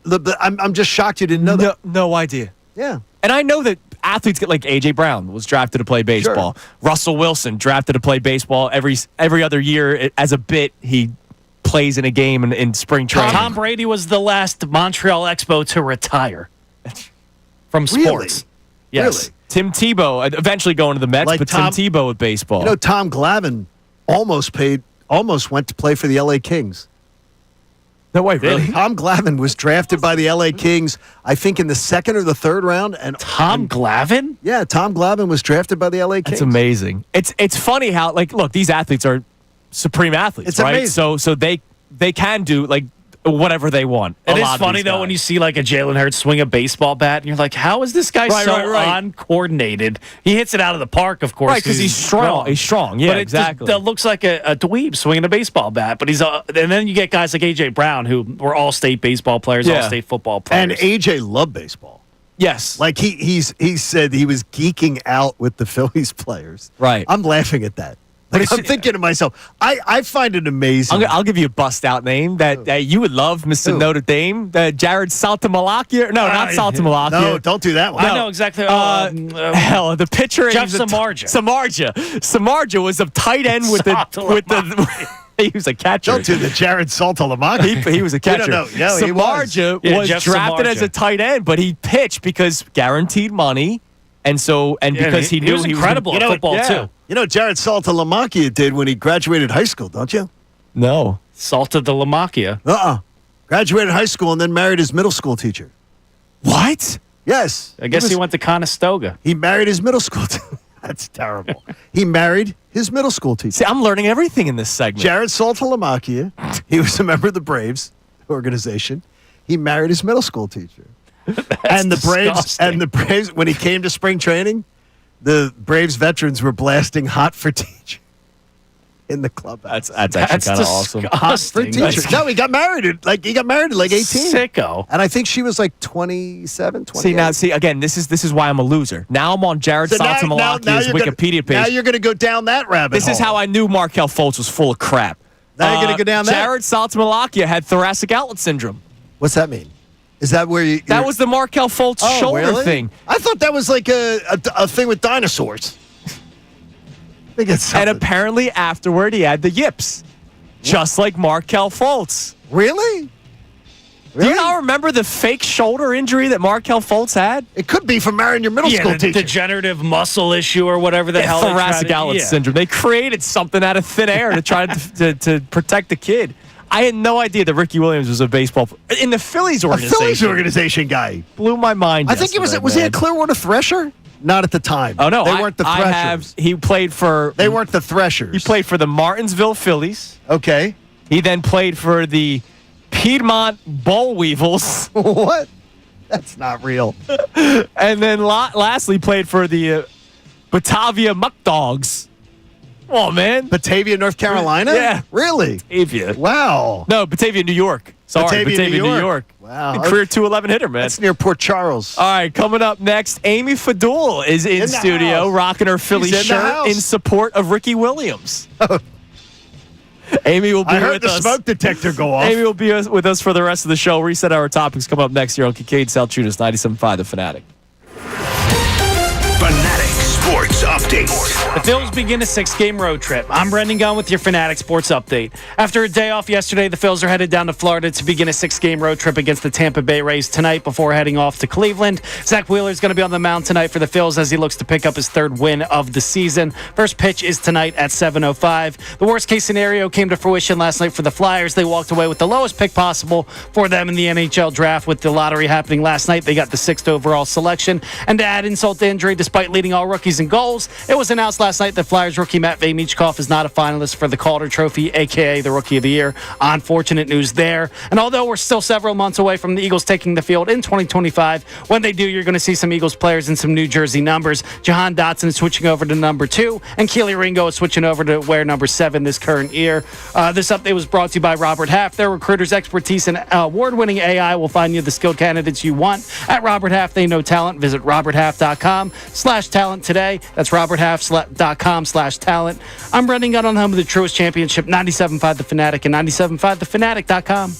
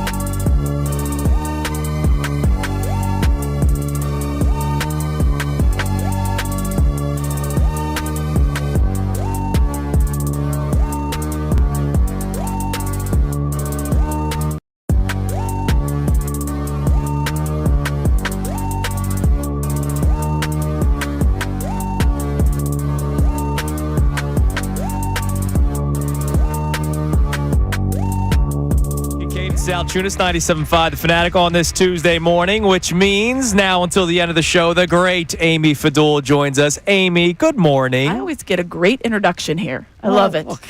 I was on the afternoon show, and it was a good introduction, but it's a great one here. Next week, we'll give you a standing ovation when you enter. How's that sound? That's amazing. Amy, we've been all over the place today, and we'll reset all of our topics so that the people can know as well. But one of the things that we started off with was just a generic kind of sports discussion. This is why I love sports, is we can talk about a game, a play, a coaching decision, you name it. And then there's days about just numbers that we could talk about. And so yesterday, John said something after the show, and I was amazed, but I get where he's coming from about this upcoming series for the Phillies. Because the next 3 games will be played at George M. Steinbrenner Field, which is I can't wait to see that. minor league ballpark because unfortunately the horrible hurricanes that hit the Clearwater and Tampa area and Tropicana Field got destroyed. And so the Rays are playing their home games at the Yankees Single A ballpark. And if you look at websites like Baseball Savant and all these associated with Major League Baseball, and you type in runs per stadium, they are not tracking the Rays and they're not tracking the Athletics because they're playing in a minor league baseball park in Sacramento as they're waiting for their stadium in Vegas to be built. So this then sort of led to a conversation of how much that stuff may matter to you. And I think we've all had a different opinion, and all of our texters have come from different avenues because so much has changed in baseball, but so much has changed in sports in general. Football has increased from 14 games to 16 games to 17 games. Extra wild card teams in baseball now make it. So how much does numbers and statistics and all that kind of stuff ultimately matter to you? It's interesting. We had a similar conversation in my household because I brought up, how could we were locked in on the Four Nations. Remember, we were all everybody. The Four Nations. What a brilliant change to the All-Star format. And I always thought, the Midsummer Classic was the best. They actually did it right. It used to mean something, but I still think they do it well. People are still interested in playing in it because people are throwing 100 miles an hour, and guys want to hit home runs. Whereas in basketball, it's like I don't want to play defense. It's terrible. It's a terrible format. They tweak it and now there's a new. They're going to do. Us versus the world. And I was like, I don't know if it better be North America versus the world so we can get Shea Gilgeous-Alexander and maybe Jamal Murray. But I was like, if you just made the season a little shorter, to which brought up the conversation of, well, what do you do with the stats? Right. I'm like, well, what do you do with the stats for football? Do we put asterisk by if Saquon Barkley? We had that conversation. We had the whole debate. Yeah. That was a long one. And Eric Dickerson, obviously. But Eric Dickerson, you did it in longer than O.J. Simpson did it in. So it's like, well, don't you have to just take it? And I think at the end of the day, the cream does rise to the top. And I think that the stats will always translate. We got on this conversation, too, because we talked about untouchable stats. Right? Shawnee was like, what's an untouchable? So I was like, Cal Ripken. Like that. Yeah. No one's ever going to start over 2,000 games in a row. Cy Young's nobody's going to win more games than him. It's never going to happen. Those guys pitched every other day back in the day. So there's certain things, but we don't look at those stats and think, oh, well, that's, that can't be replicated because of how the game is functioning wise. The statistic part of it, it's just how the game is now. It's evolved now, whether you're talking basketball, football, baseball, hockey, whatever. So statistics to me, I take with a relative kind of grain of salt. I think if it's a great statistic, it's still a great statistic. But the home runs, if you hit, if you're in the AL East and you're hitting a bunch of home runs in a minor league ballpark, am I going to judge Aaron Judge differently because he has 20 extra home runs? I don't know. I doubt what if, let's Brent Rooker, good baseball player, plays for the A's. He's like he could be a 30 home run hitter. Yeah. What if he hits 55 this year because of the stadium? Or what if he broke Bonds' single season record? Not that that's going to happen. I don't recognize that one, but that's just me. Okay. I don't recognize Bonds because, again, but there are people that do, and they think, oh, that's it, 755, that's the number. I mean, come on. Talk about a baseball that's juiced in addition to the human that was hitting it. The juicing itself. Well, baseball does it more than anybody. I mean, I was talking about it. Baseball has literally taken their own stats and just watered them down by saying, we're not only going to make it now where, like, the stolen base stat. Now, you can only throw over twice, and we're going to make the bag bigger. Like, I mean, they've made... In the name of safety. They've made it so much easier to steal a base.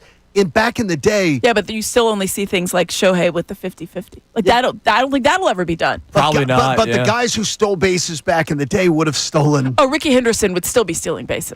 He would have stolen 120. Yeah. So I mean, it's like, I think at the end of the day, some of the bigger stats will always be there. The guys that hit 300, the guys that bat for higher than average, the slugging, the pitchers that have 20 wins. Those stats will still rise to the top. But yeah, your point about the A's, that being their home stadium, or the Rays in this case too.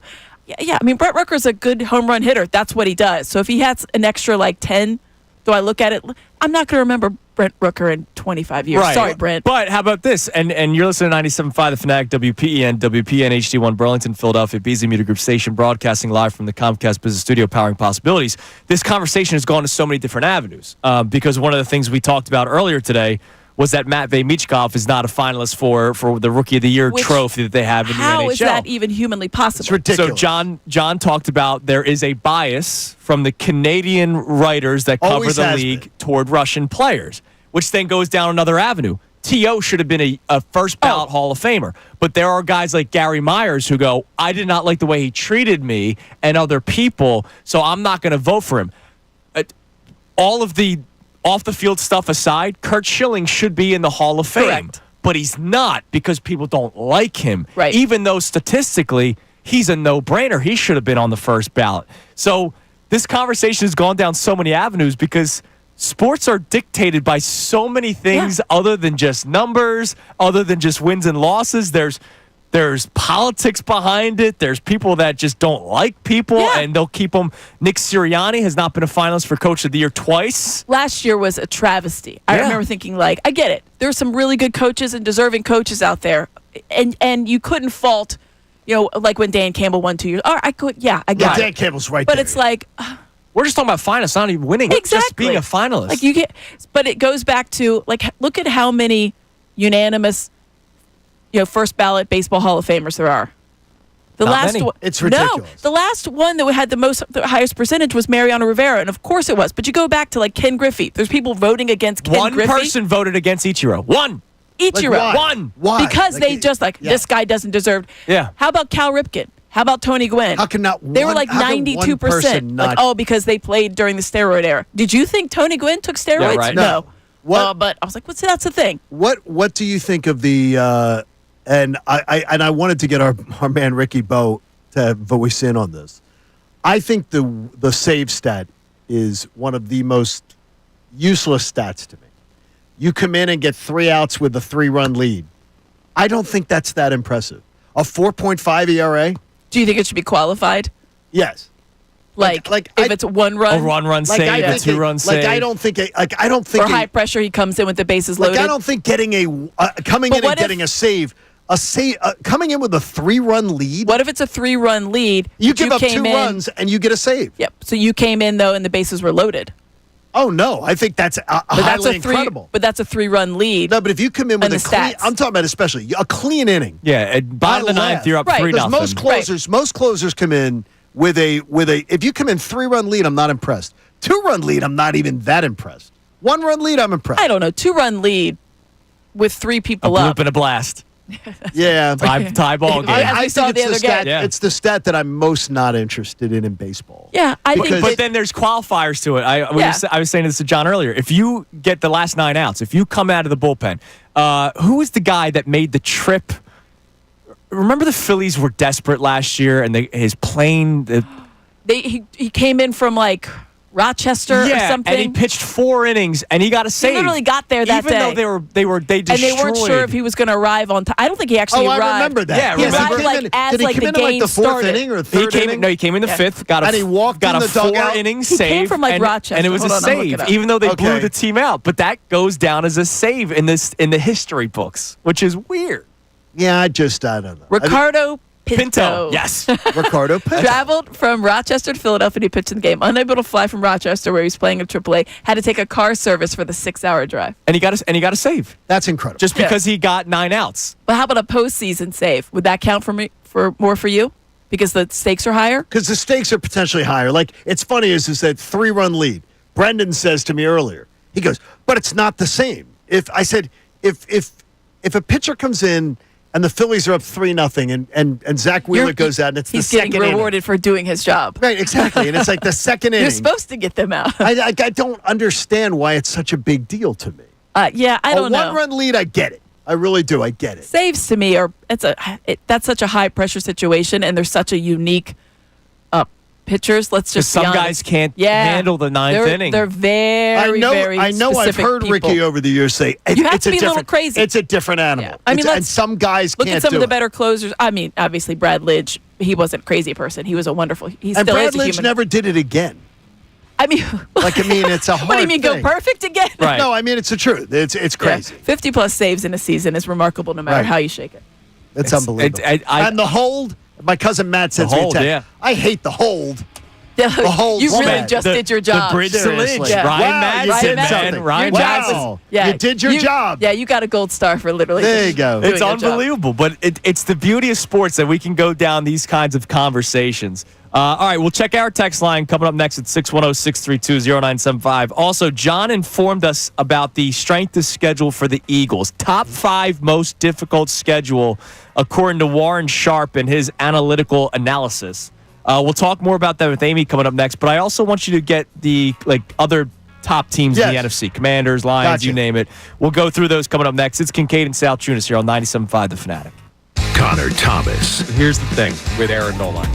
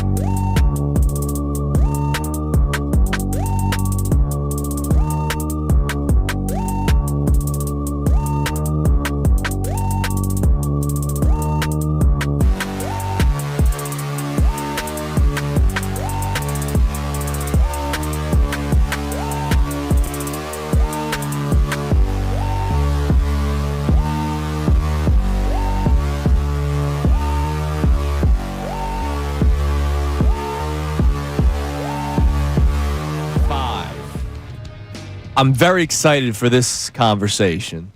Not that I'm not excited for this one that we're about to have. Okay, so now you're really downselling this segment. But John was popping off this morning, and I just laughed because I don't like to do the show before the show. Brendan tried breaking the rules, so I didn't say it. I didn't say it. So I kept my mouth shut and just laughed, and we'll have the conversation coming up in a little bit. But real quick, before we get to the Warren Sharp Eagles schedule analysis, Amy, I just want you to speak on this because your time covering the Sixers, but obviously the NBA as a whole. Greg Popovich officially steps down, resigns. It's a shame what has happened with his health. Obviously, he had the stroke this year. Talk about any of your sharp as a wit. Yeah, absolutely. Sharp as a whip. I mean, it was great watching that press conference. One thing that struck me about the press conference, one is it truly a loss to the game, right? A great ambassador. There's so much respect. You saw before their respective games. Ime Udoka and Steve Kerr both wearing, shirts with Pop's face on it. I thought it said a lot. DeJounte Murray was at that press conference. DeJounte Murray is a current NBA player, not for the Spurs. Yeah. I've never seen anything quite like that, where a player on an opposing team, obviously he played for the Spurs, came up through the Spurs, so much respect for his coach that he just wanted to be there for him. But yeah, I mean, there's so many. One of the first things I think of isn't even Pop related; it's Doc Rivers related, because that's how much respect. The famous quote from Doc Rivers, like, would you ask Pop that question? Yeah. The answer is like, yes, and Pop would answer it, but whatever. No, I mean, Greg Popovich, every time you were around him, and it was one of those kind of must-see type TV type of moments, meaning that if the Sixers were playing the Spurs, and the Spurs obviously were the road team, you just wanted to go and be a part of that press conference. Right. Even if you didn't have a question or weren't anything particular that you wanted to ask Greg Popovich, you just wanted to be in his presence. And I feel like he always imparted really, really good advice for life in a lot of his press conferences. He's very outspoken. He believes in his morals, his causes, and I just think it's just truly a loss. I'm glad he's still going to be around. I think the Spurs organization obviously wants that, but it's tough to see. It's 29 seasons. That's 29. All there. Like that's talk about something. We were talking about stats. Talk about something you'll never see again. I thought Becky Hammon was going to succeed him. I think probably Brett Brown. People thought Brett Brown might have succeeded him. Really? I really wanted. I think for a while, maybe not recently, but I think for a while. I mean, he was a long time. Yeah, right. He was a long I wanted time Becky to assistant. get that job. Do you think she wanted it? I mean, don't she's know. come out and said she didn't. She says she didn't. We used to run into her in the summer times. They would have the Summer League out in Vegas, and they would be situated at the Bellagio. And for a bunch of summers, we would just happen to be there at the same exact time. And we ran into her, and we would see her at the same coffee place in the morning. And it was so funny to watch her coaching the Summer League team. Yeah. And the young players would be coming by, and she'd be like, this. So she started to talk to our daughter. And this just got into conversations in the morning. My daughter's a young girl, like a grade school girl. And she'd be like, see me. Let me see. Where's your iPad? That better have been used last night. Mm-hmm. Did you check that and everything? She was those players loved her. Yeah, she's very well respected. I don't know if it's something she's interested in. She would have been so great though. I think maybe the timing is off. Respected. Oh, very well respected. Becky Hammon, obviously a tremendous coach, and I think it says a lot that and she's talked about what Pop meant to her and her career. I just don't. Maybe the timing. Maybe if it was 5 years ago and she was in a different place and she hadn't had the success out there with the WNBA. Mm-hmm. You've seen names like Becky she's been Hammond. a champion of her own. Yeah, you've seen her name come up. You've seen Dawn Staley's name come up for NBA coaching jobs. I don't think it's too far off that you'll see that. Right. I think that again, if it was maybe a few years ago, Becky Hammond's kind of paved her own way. It wouldn't surprise me if she eventually does come back to the NBA. You think Dawn? How do you think Dawn translates? I mean, because I think Dawn is a basketball. Staley's a hell of a coach. I think Dawn Staley is a basketball. Do you know mind. ball? Yes or no? Like Dawn Staley, ball. Like Dawn Staley, fantastic basketball. I mean, talk about a lot of respect. She earned it the hard way here in Philadelphia on the playground, playing against some of the best boys ever in the Philadelphia area. I think Dawn, to me, would probably command it as well as anybody. Yeah. Like, she's the one that I'd she's love won to at see literally every single level. I would love to see it. And I gold medals. And I could only imagine from a few conversations I had with John Chaney about her. Oh, yeah. And John Chaney about Dawn. You talk about, like, the guys that played against her.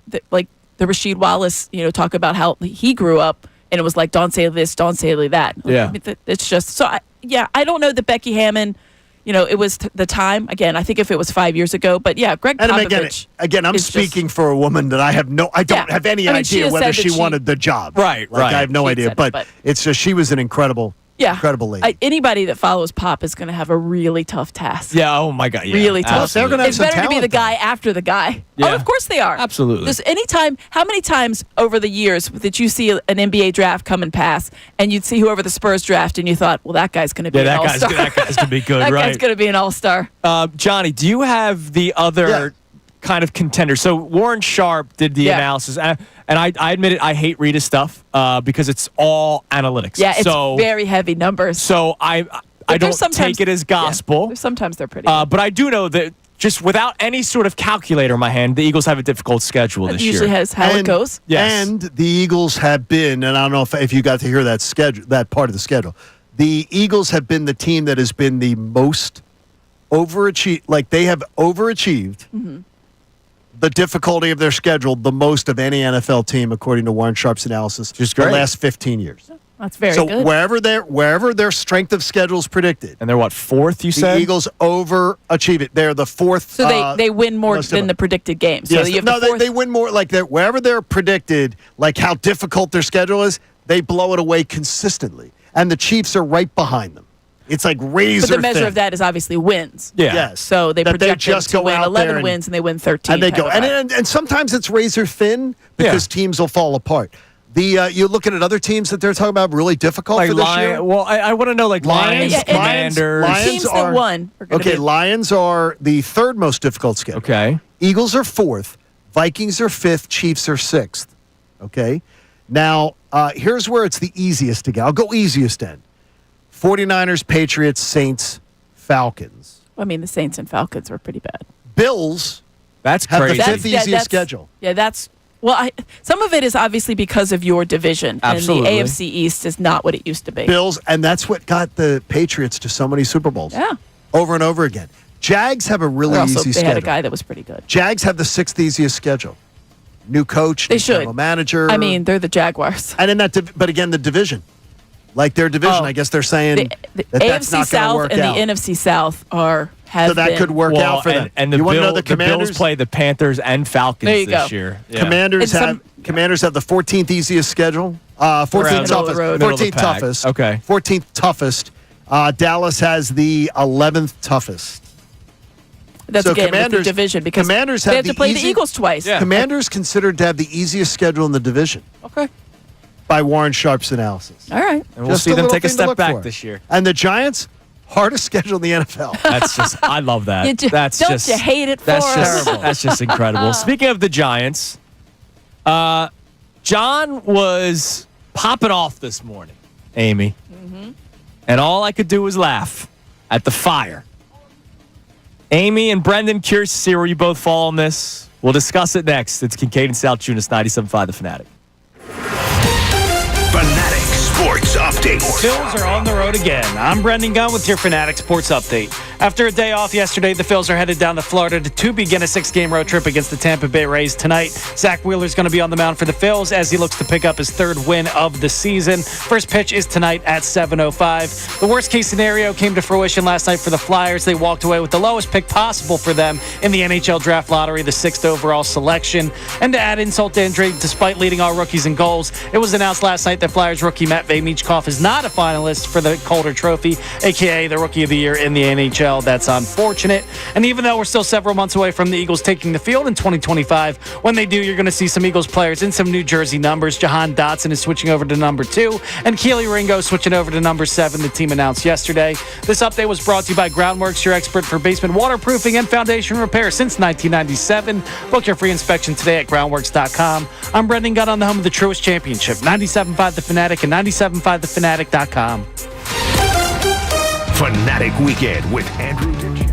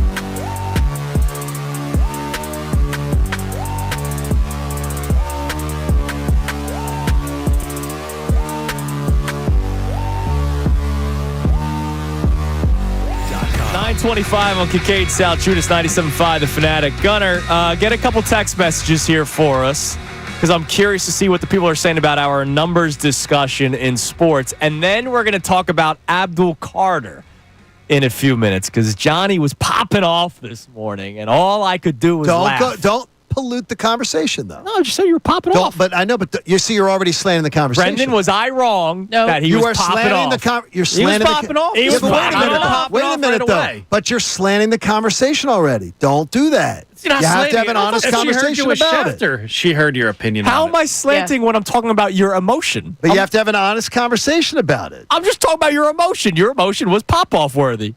All right, what we got on the text line? We got a lot of people checking in so far. A couple on the off secondary topics as well. Somebody said if a Philly sports team is not in the playoffs for that Knicks and Boston series we were talking about, I am not going to watch any of it. Okay, so they're not going to watch any of the Knicks Boston series? So, yeah, it was a hell of a game last night. I know, that was Amy, awesome. earlier today I asked, I was like, how many people do you think aren't watching? And they missed a great game. So a couple of years ago, sorry to do this to you, Connor. A couple of years ago, Connor and I were doing a show, and I forget the exact genesis of the conversation, but somehow the incredible Mets-Dodgers series came up where Noah Syndergaard was throwing it. It was not the Chase Utley. There was the hatred there. Thor was, and he goes, I didn't watch it because the Phillies weren't in the playoffs that year. Okay, that's stupid. And so think about this. Mr. Baseball, Connor, did not watch the MLB playoffs for 10 years because the Phillies were not in the playoffs for not a 10 single years. Decade. Not even the Cubs year? He told me he did not watch. He does not watch the playoffs if the Phillies aren't in it. So now, he didn't watch the World Series last year, or is it just like if Phillies didn't make the playoffs, I'm just not watching anything. Yeah. Like I didn't watch it when the Mets were in it, out of spite. Wait a minute. You didn't want a decade of postseason baseball? No. Then you're not a baseball fan. The 1 year I didn't watch because the Mets were in it. No. I'm talking about Connor. Yeah, that's crazy. You're not a baseball But fan. he has said to us he is a Phillies fan. Remember the opening day conversation. Alcantara Skeens. I went double screen. Phillies main screen, Pirates, Marlins, To second me, that's screen. insane. Why? Yeah, how can you not just appreciate To me, I'm the insane version of your sport, right? I'm insane. Yeah, I'm watching two of the best pitchers in Major League Baseball duel. Like the Pirates and the Marlins. No. Not the Alcantara Pirates. and Skeens. Skeens. It's a big difference. Yeah, You're watching Skeens. You're watching Skeens. Skeens is worth the He's not price of locked into admission. Pirates on a Tuesday. You're not. Let's be Skeens honest. is worth I the don't care price about of admission Brian any Reynolds. day. Like I care about Paul Skeens, and it'll be done. But like, Nice tack on. But there are people that are like that, and so there are people in this area that will not watch. I guarantee you, Celtics Knicks because it's the Celtics and the Knicks, and I understand it. I but get you it. missed a great game last night. Yeah, it was a heck of a game. There was a great quote from Josh Hart afterwards. Did you hear it? No. It's like, it said something. He was asked, what was something that you would tell Jalen, who obviously they have a great relationship. They go back to college. They have a podcast together, or whatever else. What would something you would say to Jalen that you've never said before? And he goes, "You should have won it in regulation." Like it was just, that's awesome. Like it's a great line. Like that is. Those guys. Even if you listen, Is that Villanova basketball? Yeah, it's a tough watch because it's the Knicks and they finally come back from the doldrums after 20 years of being in them. Yeah. And of course the Celtics. So you don't know who to root for, but you can just root for a good game. And that it was. I don't have to root for a roof team. collapse. I don't have to root for a team. I can No, just that's Duke watch versus Louisville. basketball. That's just a roof collapse. That's just two teams imploding and everybody Duke, just. North Carolina? Yeah. All No, right. Duke Louisville. That could work. I won't sway the conversation anymore. Okay. I need you Okay, to yes. go ahead. I'm Abdul no sway. Carter. Abdul Carter gets drafted by the Giants. Yes. And he goes to the Giants organization. And they ask all the players, what number would you like to wear? And he says, I would like to wear 56. And they inform him that 56 is the most reverent number. It's the most iconic Not number. only the most iconic number in Giants history, but one of the most iconic numbers in NFL history. Especially at that position. I was so annoyed that he had to be informed of this. That's not true. You're framing that a different way. He knew it was Lawrence Taylor's number. Taylor's number. He knew it was Lawrence Taylor's number. He just thought maybe he could get it. But he thought, no. Then they said, you'll have to approach Lawrence Taylor about asking about if you would like to do that. he asked for 56. No, he did, but he knew he knew it didn't was Lawrence whimsy Taylor's walk in number. there and say, "Oh, I just won 56." He It wasn't a because I like baseball player the going, meaning. who wore 42? What is he going in and asking for Lawrence Taylor's number? Because he's a Giants linebacker and he wants to be like the He greatest knows one. if he knew again, and this is from the Giants reporter from ESPN. If he knows the number's retired, why is he asking for it? I don't know that he happens knew all it was the time. retired. Yes, okay. This is from the Giants reporter on ESPN on SportsCenter. He asked Why- for it. He asked for it. So he Because- obviously didn't know it was retired. He did. No, he Warren did. Moon retired his Yes. number last Phil week. Simms voted himself and his family outvoted him, saying you Yes. can't unretire your number. Like the precedent was set by Warren Moon last week or 2 weeks ago, whenever it was, when he allowed Cam Ward to wear his number. He didn't ask for 56 and go, oh, wait, that's But retired? did you see what Abdul Carter tweeted out? He said, like, the worst thing he could say no. He would have called, I can't imagine picking up a phone and calling LT. Yeah, I'd be, So I'd be that would've been a no terrified. from me. I'd be Okay. terrified. I would have Then been like, you no, sir, go- thanks so much. Then you go and you say, okay, they're literally, he was bombarded with members of the Giants organization, members of the Giants media, saying, you've got to have some self-awareness, young man.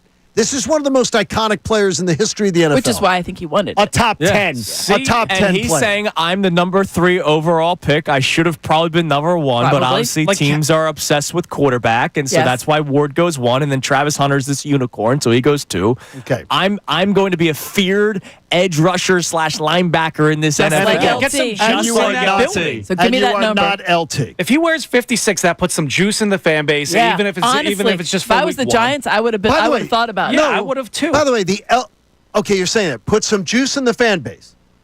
They The could- 2 sports radio stations put some juice in the fan base. It was 92% no, 89% no. The 2 sports radio stations saying, should he to wear the number? The New York newspaper, Well, both 88% no, 90% no. Yeah, he's He crashing shouldn't out, wear it. by the What way. are you talking about? That's That It would ridiculous. energize the fan base. That's The such fan- an old curmudgeon look. No, it's Yeah. not. The fan It base is. said. The fan base said, "Hell no, don't The fan do base it." is wrong. So then the fan base goes, "Oh, Pop it off, John. Well, then he's going to go, "Oh, Crashing let's do out. this. Let's go. Let's think about having Phil Simms' number." Yeah, You then go right to he the next should've thing. rolled Because he Simms wore- in Bill his Sims socks. was fine with it. And he wore 11 at Penn And then State. Phil Simms is Phil like, Simms yeah, was yeah, like, no, yeah, don't but do my that, family Ian." voted. And then his Yes. stupid rat son said no. Yes. Well, Which wait a is minute, like, though. let's be honest. And what's with Why the you kids listen with to the New that York guy? Giants, man? Yeah, what the hell? Now, though, I will say, Ask for 92 next. I mean, seriously, can we just? I mean, honestly, there's Just just time's the charm. There's, right? How about this? How about blazing your own trail in life? Get a number. whoa. Get a number and make it iconic You yourself. just yelled Why at can't- Ricky Williams for not loving football. He was Why blazing can't you his have own an trail. homage, though? Get a number How many of and these make it kids a- are 23 in basketball? What do you mean? 23, because Michael Jordan. Yeah, but they're not 23 with the Bills. I mean, no child. That's what I'm saying. Is no It's one is not on going that into level. the Bulls and asking to wear 23. Well, that's just that's not That's the that's not same thing. No, Yes, it is. Michael Jordan isn't.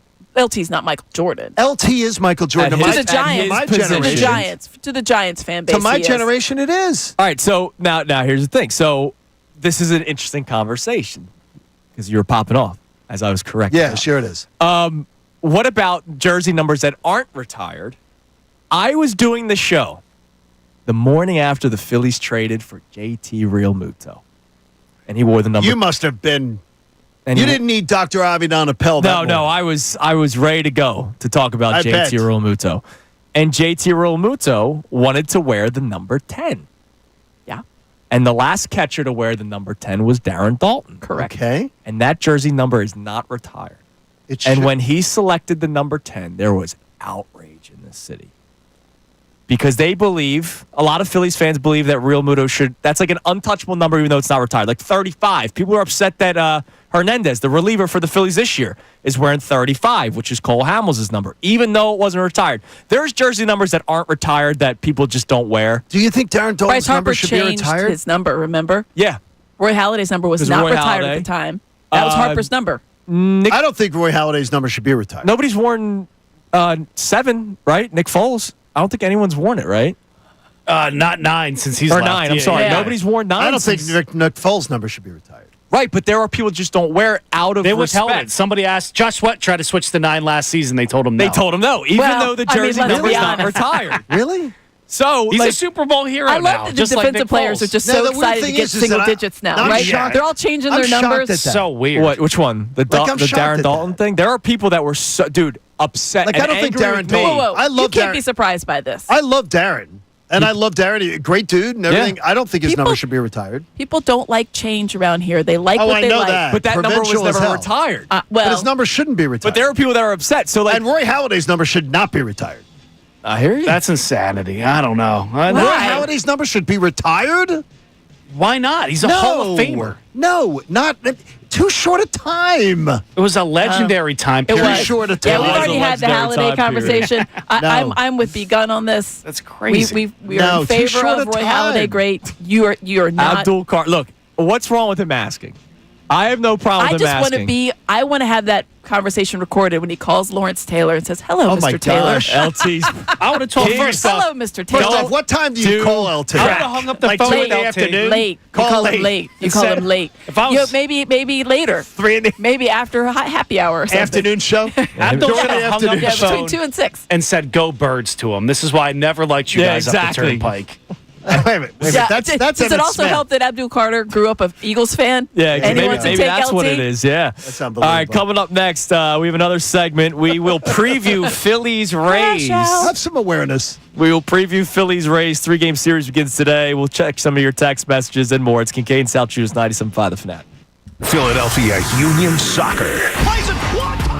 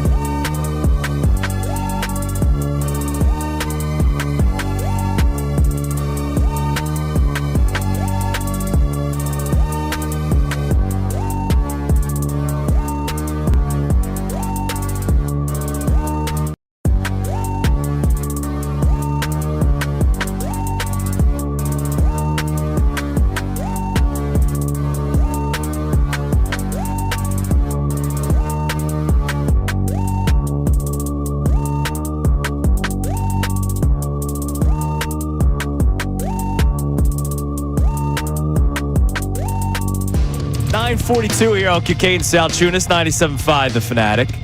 All right, so the Phillies are about to begin a 3-game series with the Rays down in Tampa. Well, technically Clearwater, I guess. George M. Steinbrenner Field. No, it's Tampa, Florida. In the minor league ballpark. So it's going to look strange on TV. It'll look more filled than usual Tampa games. Now, that is true. And I know a buddy of mine, and I know actually a couple people, because a couple people reached out to me. My buddy Johnny and his wife Meg, they're going down for the baby moon. Johnny! So they're going down to Clearwater. When he saw what happened, he was like, wait a minute, we can go to Clearwater and do our baby moon and go to 2 Phillies games. Yeah. Well, it's great planning. Very well done on their part. Good job, Johnny. And then congratulations. A couple people, yes, congratulations. That is nice. To you and Meg. And then a couple people reached out to me and was like, I'm not baby moon, but like we're gonna also go going down to Clearwater, and then we're going to go to see the Phillies play the Rays, which is really cool. So you got some horses on the mound these next couple games for the Phillies. Zach Wheeler gets the start today, Christopher Sanchez tomorrow, and then Jesus Luzardo, whose ERA is still below 2. He's been unbelievable. Been amazing. Love it. The Rays are throwing some good arms too. Drew Rasmussen and Shane Baz, B-A-Z. It's Rasmussen, I thought, but Yeah. it's a Buzz. I like Rasmussen. Buzz. I don't know who that is. Baz. Rays always have arms, man. It's amazing. They have a great farm Always. system. It's ridiculous. It's a shame that their ownership literally sucks. It's like the Marlins. It's like, if you were drafted by them or picked up by them, Good luck. Yeah. you're going to be good, but you're also going to be gone in 5 you years. have to win the World Series in your second year, or it won't That's ever it. happen. That's it. There's But no you know in what, though? between. There's a lot of organizations that have not had their success. So Now, let me ask you guys this, and we're back to having this conversation. okay. 3 righties for the Rays. Is it all Marsh? It better not be. It better not I'll be. lose It is, my mind. It is pronounced Boz. Boz. Boz. Like Brian Bosworth, Yes. Boz. Like the Boz. But is Marsh Beardo. Because Marsh came back May 3rd, played, Yes. did have 2 hits, now batting a whopping 130, and then did not play against Eduardo Rodriguez, the left-handed pitcher, on Sunday. So Came in as a pinch runner. 3 righties. Is it Marshamania? It better not again? be. It better not. He plays 2 or 3. I'll lose my mind. I mean, you already did No, I'm today. serious. I'm gonna lose my mind on that one because I'm so. Do you not want to see him at all, or do you think? No. I believe he deserves to play. He's up Okay. here. He deserves to play. He deserves to get a shot. And But so does Johan I Rojas. saw a glimpse the other day. Yeah, I saw glimpses the other day of a guy who looked like he figured something out. figured some things Yeah. out. Sure. And so I don't think he deserves to be banished. But I don't want to see Marsh get treated like they treated Rojas, where Rojas did everything they asked him to do in winter ball, everything they asked him to do in spring training, and then they came up here and said, "Yeah, Marsh is like 0 for the month, but we're going to continue to just sit you, Rojas." And then when he gets in, he goes out and he goes wild. He's in 302. He's been raking. And He's in 302 right it's now. unbelievable. And he's the better center And, fielder. and Rob Thompson and the organization just said, "Nah, we're not even going to give him a shot. Not even giving him a shot. We're going to let him just sit there." And so is Marshy in the pissed me off. lineup tonight? It better be. It better look. If Marsh gets 2 of the 3, and then Rojas comes into a game later, I'm fine. If he gets And then 2 of the starts starts. And starts the 3rd game. No, if Marsh Rojas starts one of them? if Rojas starts one of the games, And then Marsh comes in. starts 2, and in one of the games he comes in late or something, I'm fine. Yeah, I'm fine with that. That's fine. Because I don't want to see Marsh. I can't wait to text John on Sunday. Yeah, I don't want to see Marsh treated. I don't want to see Marsh treated poorly, because I got nothing against Marsh, and I don't want to see Marsh treated poorly, just as I didn't want to see Rojas treated poorly. Right. I want to see them get a shot, and I don't believe Marsh is I do think there's probably some thought that if you're going to move one of them, you do need them to play. correct. That's true. So But you're impacting your team in the process, it's a very potentially, right? fine line you have to walk. Because if Marsh continues to struggle, A, his value goes down. Correct. B, you're hurting your team, right? If he's hitting 130, that means there's a strong chance he's going 0 for 4 on a given night, and he's not the better center fielder. And if there is a movable piece, Marsh is probably a guy that more teams would clamor to go after, because Rojas may be who he is, but Rojas is hitting 302. So you're now And defensively, he's you're very not good center rewarding him for his good play, Right. And that's what I don't like about platoons, unless you know what it is going into the season. And going into the season, it was not a platoon. They just changed immediately, like 2 weeks in. There was a great graphic, by the way, of your Rojas saying Rojas runs into too many outs on the base paths. And then they were saying where Harper's run into more. Schwarber running into outs on the base paths. They all do it. He's on the base paths. He's on the base paths. Check. Let it be. Like let him have his shot. But the one thing about all of them, and I do believe, is that Rojas needs to be the one thing he can't call into question. He can't be making his defense call into question. Yeah, when and he had has that error, it was like people lost their minds, and I was just like, calm down. I get it. But he can't. That's the one thing that's the one box that he has checked off completely. You do not want to revisit his defense, right? Routine plays have to be and routine bad plays reads with him. Yeah, you've seen some bad reads. But then you've seen him make the ridiculous plays. Right. And when he makes those, sometimes it's because he didn't maybe get a great read on it, and he's such a good athlete, and he is so fast, he can obviously cover up enough ground to get there. But he's made some really great grabs, I heard Mike too. talking about it yesterday, talking about this. Is Trey Turner just getting ragged on because of the contract? And I was like, his defense is... His offense is great right now. Right now, But yes. Trey Turner is the worst defensive shortstop since the beginning of last season in baseball. And that's with the league that doesn't count errors anymore. And they don't count errors. So, I mean... When he didn't that's- touch second base, and they didn't rule that an error, and I thought, Come what on, are yeah, we it's doing horrible. right Come on now? now, come on. Yeah. If Yeah. Shawnee had done that, I would have lost my mind. Hell Touch yeah, second you base. Would have sounded like Abdul Carter. That, yeah. All right, it's time now for the Kincade Salciunas Key 3. 3 best minutes from today's show. Now, the Kincade Salciunas Key 3. Today's best. Was the NHL draft lottery rigged? Yes. It was. It was fake. Explain to the people your tinfoil cap theory. Okay, last night, you saw it. If you watched the 6 o'clock Sports Center, the New York Islanders had the 2026, so next season's NHL All-Star game taken from them, which, by the way, was expected to generate millions of dollars in revenue for the franchise. Over $10 million for the surrounding area, anywhere from $10 to $14 million for the revenue for the area, hotels, restaurants. So millions for the franchise, millions for the area. And they had it taken away from them because the NHL decided to scrap the All-Star game next year and do some sort of an international event because of the success of this Which, year's by the way, international. I'm in Which, by the favor way, of. I'm all in favor. Sharp football analysis. Warren Sharp is one of my favorites. And if I would just say, seriously, if you've never been to sharpfootballanalysis.com, Warren Sharp is one of my favorites. He's one of the best people to read. He does analytics of football, but he does it really, really well. I'll be honest, sometimes I hate reading stuff. That and Sumer Sports, you hate reading. Sometimes okay. That and Sumer Sports to me are two of the best. He does an analysis of the NFL schedule, and he came out with his yesterday of the 2025 NFL strength of schedule in the regular season. And he ranked the NFL schedule from the easiest schedule in the NFL to the hardest. Okay. And he does the analytical of it. The hardest schedule in the NFL, he says, is the New York Giants. Oh, wow, really? Yeah. A last place schedule? He says the Giants have the hardest schedule in the NFL. Yes. And the Cleveland Browns second. How about that? Imagine having a horrible season and then getting the hardest schedule. The Lions have the third hardest schedule. The Eagles have the fourth hardest schedule. Okay. Not surprised they're in the top 5. Vikings have the fifth hardest schedule. Chiefs have the sixth hardest schedule. So they're the top 6. Shefty, what's going on, man? Good morning. Andrew, John, good morning to you guys. Good morning, Philadelphia. See, we are also a couple weeks away from the follow-up of the tabling of the tush push. As days have gone on, what are you thinking about the result of this vote regarding the tush push ban?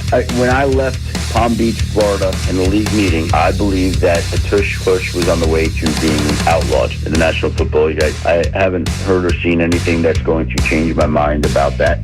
I still think that will be the case, that the play will not be in existence in the 2025 season on opening night when the Eagles host whoever they're going to host. And it's, I don't know when that what is it, Minnesota, I believe, or Dallas? The Minneapolis area. Yeah. I just want to know how 8 teams, what is going to be done that 8 teams are going to change their vote between now and then? Because if they talk about not being able to advance the pile, that changes the game significantly. That goes back 20 years, because for 20 years, they've been advancing the pile. All right, that's the Key 3. Real quick, we were just talking during the Key 3, because believe it or not, we chit-chat during the Key 3.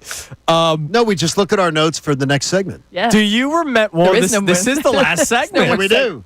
There are short notes. Can you go back into your memory and remember one of the first scenes in a movie that you watched where your parents were at and you were like, Yes. And I do remember. I know exactly the scene. What's yours? Dirty Dancing. Okay. When baby's in bed with Patrick Swayze. Oh. And I was like, and they didn't even do anything. Yeah. I mean, it was very, very tame But for it was what it was. uncomfortable? Yeah, I was a little kid. Yeah. You're a Little. little kid. I did not. And I was like, this is uncomfortable. I didn't watch movies with my parents, and my Oh, parents were a gosh. little older. But I took my mom to Valley Forge Music Fair. You guys are too young to remember. Yeah. Valley Forge Music Fair used to be up on 202, right near the Valley Forge exit. Okay. And I took my mom to see Robin Williams because Robin Williams was Mork from Mork. Yeah. Right. And he was a stand-up comedian. And 5 minutes in, I was sweating, and he was filthy. Yeah. Yeah. And my mom can tell that I wanted the floor to swallow me up. I can imagine. And she touched my knee, and she said, "There's nothing that I haven't heard before." Yeah. And It's I just was so so uncomfortable. uncomfortable. It was the So worst night of my life. Gunner, do With my you mom. do you have one? Yeah, I remember I was in love with Coach Carter. I was like, I got to show this to my When you dad. lifted This with Coach speech at the end, and then Ashanti and that guy, she's like, Oh, yeah. tosses a thong at him. She's like, Oh, no, yeah. it's a G-string. I wanted to end it all. Rat race. Yeah, I was. Rat race. She flashes them Yes. when they're driving, and I was like, and like, it's boobs. It doesn't, like boobs. it like, it's doesn't just boobs. even Like, phase the parents. Were you with your mom or your dad? both. Oh, you're with your mom and dad. Yeah, but Rat Yeah. Race came out. Man, how old would I have been? 2001. I was 7 years old. Like that was weird for me to be around my parents when that scene The happened. reason we talk about this because it's still uncomfortable. I could still watch the Dirty Dancing scene with my parents next to me, and I'm a grown adult And with you're other still humans, and I would be like, I'm not looking over there. I don't want them to see. I don't want them to. I'm pretending to That's not where be you're, here. you're like staring You're through so the TV at that. You're not even So I watching remember the more movie at that You're in point. such a tunnel. You're like, don't look at me. Maybe if I stare hard enough, I'm not actually here. I remember more comedy movies on Prism back in the day. Yeah. Philadelphia Regional In-Home Sports and Movies, which is before Comcast. Yes. And where they would have the movies, and they would show them like 20 times a day. And the funny comedy movies, where they would have the sex scenes, like comedy sex scenes. Yeah. Comedy, and those being on. And me laughing at like either, insensitive jokes or whatever like that with your parents around. Hot Shots. That being remember one. those Oh, Hot movies? Shots. Hot Shots. Yeah. Oh, Charlie Sheen. Yeah, I watched those with my dad. Yeah, because they were the spoofs. Yeah, it was Charlie just the, Sheen with the. It was a Top Gun spoof. yeah. Yeah. Oh yeah. It's always good. I can tell you that you can donate to cancer research because the American Association for Cancer Research does such a great job. Pierce Phelps Bryant Heating and Air Conditioning did it. Make a donation today, 975thefanatic.com/AACR, because cancer research saves lives. Amy, always a pleasure. Thanks Thank for having you. me. I'll see you guys We will next have you in next week, and we'll See you give you a next week. standing ovation next week. I love it. Well, the I bar is set think- very high. yeah. Unlike the afternoon show. Unlike the afternoon show, no standing ovations there. Everybody have a great rest of your day. Mike Missanelli show comes your way next. Also, your next chance to win $1,000 right at 10 o'clock here on 96.